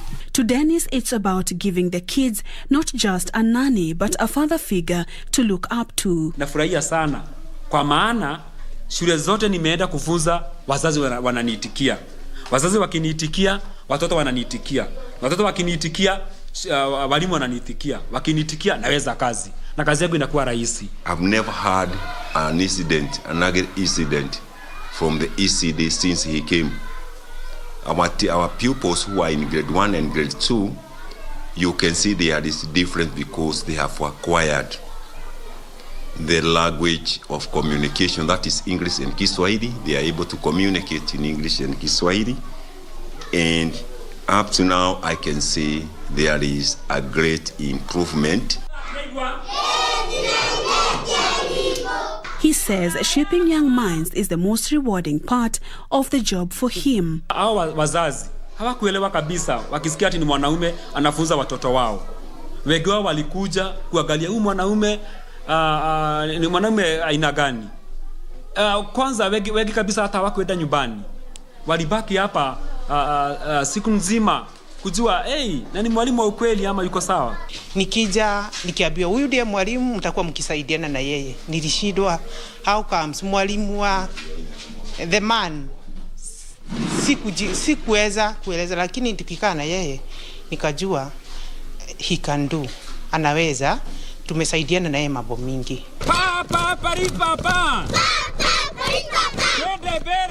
It's tough being a preschool teacher, but for these kids, he says he will stay on until his retirement. Hakuna siku hata moja nafikiria ati nitaenda grade 1 ama niende huko kufunza grade 1 to huko class. Hapana, nataka kufunza chekechea. Nataka kufunza chekechea hadi retirement. When we are advertising for the training, we advertise for both male and female. But the turn up is always very low. Purity Museo, Lunchtime News. That's very impressive, and kudos to Njomo. And still on the gender agenda, men experiencing gender-based violence in Kilifi County have been urged, to come out in large numbers and report any case in order to reduce mental health issues that are escalating among the male gender in the county. Speaking to the press speaking to the press, County Director for Gender and Social Services Mwangome Shuma informed that the devolved government has put in place measures aimed at sensitizing the public to seek assistance when they fall victims of gender violence. The government is set to team up with non-governmental organizations to eradicate issues affecting the male, which has created a gap in the fight for gender equality, with less than 40% of GBV cases being reported.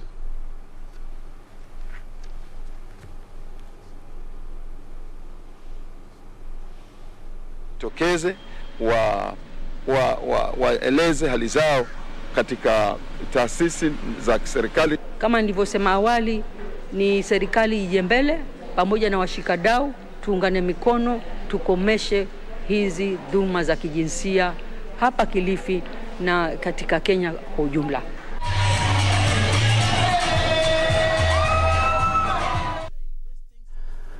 Moving on, vandalism of electricity infrastructure in Kiambu has become rampant, with residents of Ndeya, Kiambu County, appealing to the national government to replace a stolen transformer in the area. The locals say lack of power supply is costing their businesses and livelihood. They are calling for immediate resolution on the matter. Lack of electricity supply in Ndeya village, Limuru, Kiambu County, has left taps dry owing to lack of power to pump the commodity to homes and business centers. Locals claim to have lost millions of shillings in their businesses, which has a direct impact on their source of livelihood and well-being. Kama vile nimeona wakifanya mahali kwingine, hii kitu wakiweka waweke kama zile zingine zinawekwa soko. Kufanyiwe uchunguzi mkali sana ili kujulikane hawa watu wanatuibia tunasoma kila mara ni kina nani.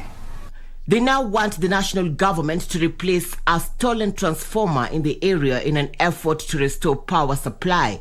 Vandalism of power lines are said to be on the rise in Limuru, Kiambu County in the recent past. Area Chief James Mwaura says investigations have been launched to bring culprits to book. At least walejeshe wale watu wa pale ile area stima kwanza, alafu sasa hiyo mambo mengine ya kufuatilia juu ya wizi tukue tunafuatilia. Juu ile borehole iko pale inasavu watu wengi sana. Irene Mchuma, Udim, The Lunchtime News. And let's now focus on the mass voter registration that is currently ongoing. Migori County Women Representative Pamela Odhiambo has appealed to village administrators to help youth obtain their national identity cards to enable them register as voters.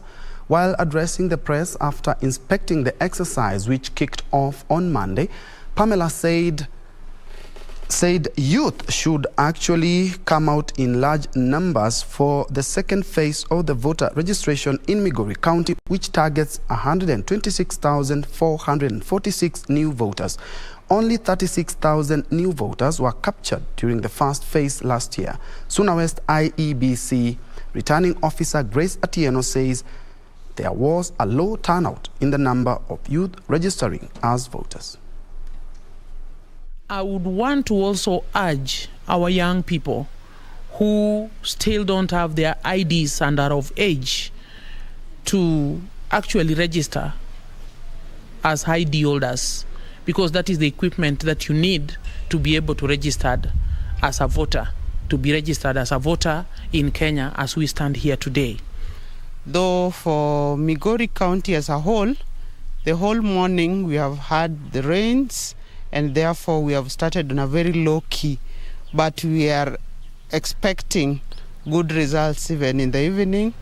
And IBC has also put in place so many strategies to help us achieve our target this time.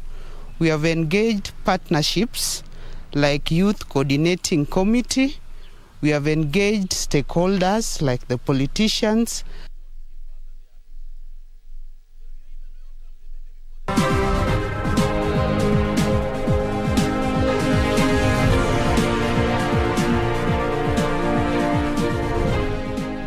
In business, hundreds of trucks are still stuck at the Busia and Malaba border post, even as Kenya and Uganda steps up testing for COVID-19 in a move meant to clear cargo trucks at the border points.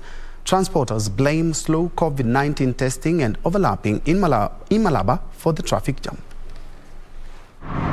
Last month, Uganda introduced a mandatory COVID-19 testing for truck drivers entering the neighboring country that it would later abolish after an intervention by the EAC and protest by transporters. The move has seen hundreds of trucks stuck at the border posts, despite Uganda temporarily suspending the mandatory COVID-19 testing at the Malaba and Busia border posts.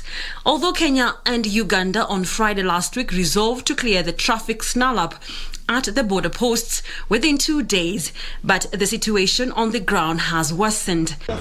Hii jamu mpaka Bumala tupite wapi? Saa hii moto ikiwaka hapa tutafanya nini? Angalia vile matreli imekaa, mtu anapotoka Matayos kufika mpaka kwenye mpaka anatumia masaa 5. Tunapata shida sana kwa sababu tunapo hawking kwa barabara huku magari zimeshikana, mapikipiki kugongwa ni rahisi. Transporters say slow COVID-19 testing and overlapping along roads leading to Malaba and Busia border posts are to blame for the traffic jam stretching tens of kilometers. Malaba inasababishwa na polisi juu ya overlapping. Polisi hawachukui ile kisheria. Sisi sote watu wa container hata ukiangalia hata sasa uende ukiitisha kila mtu utapata hapo na certificate. Lakini hizo matenki hata wengine hawana certificate na ndio wanapewa escort kwenda. Sasa tunashindwa haki iko wapi? The two nations held talks on harmonization of COVID-19 testing and vaccination. Look at the whole protocol of testing truck drivers and citizens crossing the borders, and that work is ongoing, and hopefully we should be able to come up with a mutually agreed program amongst ministers of health of East Africa to make sure that we don't have those kind of backlogs again. The traffic snarl-up has also affected fuel supply in Uganda as hundreds of trucks remain stuck in Kenya. This has resulted to a spike in fuel prices. Caroline Jenger for Lunchtime News. Moving on, Kentucky Fried Chicken, KFC, has started selecting local farmers who will be contracted to supply the farm produce as the fast food restaurant targets to start sourcing potatoes locally. Agriculture Cabinet Secretary Peter Munya says the contracted farmers will start receiving certified seedlings for the varieties needed by the International Fast Food Joint once the process of selecting farmers is complete. A selection of potato farmers will start supplying Kentucky Fried Chicken KFC joints in Kenya with potatoes once the selection process is complete. Kentucky Fried Chicken, which has been grappling with challenges in sourcing potatoes from Egypt, has started the process of selecting farmers who will be contracted to grow the potatoes. Actually, I agreed with KFC to work together. They have identified the people they want to work with to start rolling out that particular variety they require, and they have partners who want to do it the way they want it done. The contracted farmers will be supplied with potato seedlings by International Fund for Agriculture Development. The fund who are supporting us to start growing more varieties and ensure we have varieties that please the palate of those who are interested in KFC.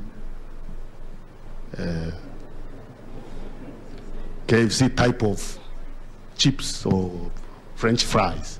Potato farmers have been told to source for alternative market for their farm produce, since only 5% of the potatoes will be purchased by the fast food joints.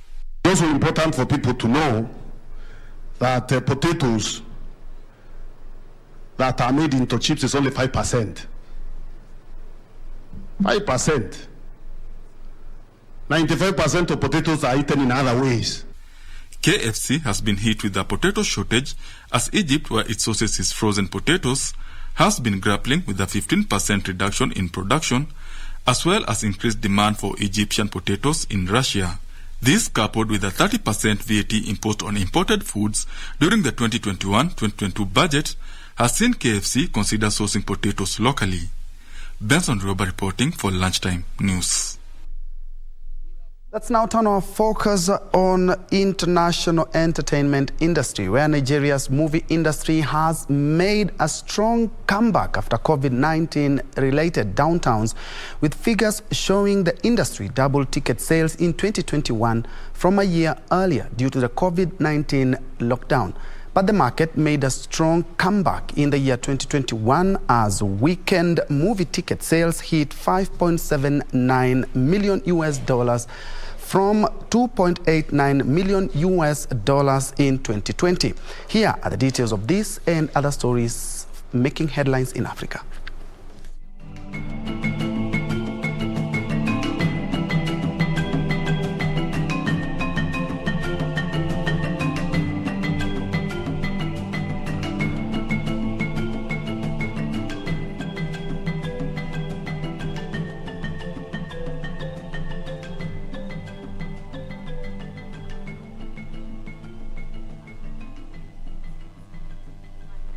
$9 million from $2.89 million in 2020.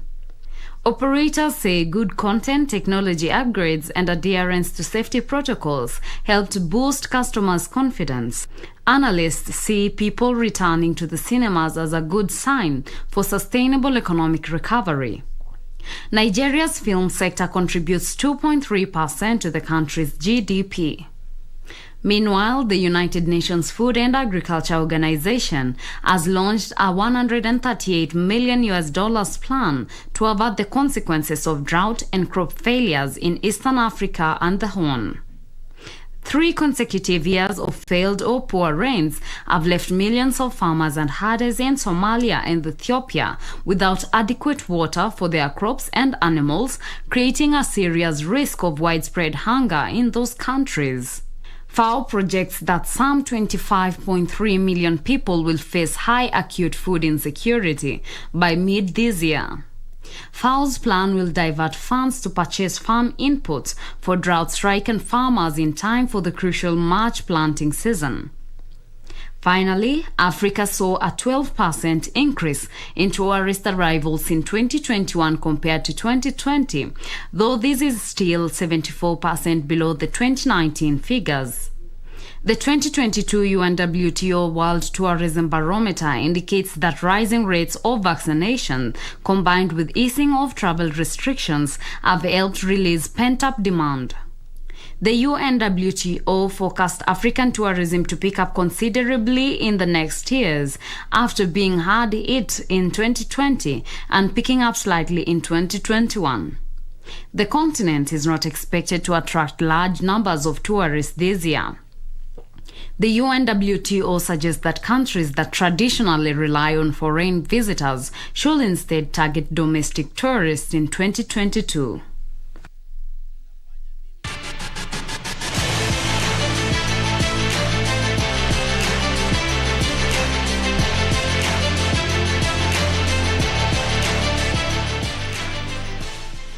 Play now, and Ghana suffered a humiliating group stage exit at the Africa Cup of Nations in Cameroon after the four-time champions were beaten by debutants Comoros Islands. Meanwhile, Morocco drew 2-2 with Gabon in Yaoundé as both sides progressed from Group C. Nabuane put Comoros ahead early on before Ghana went down to 10 men after captain Andre Ayew was shown a striped red card in the 25th minute.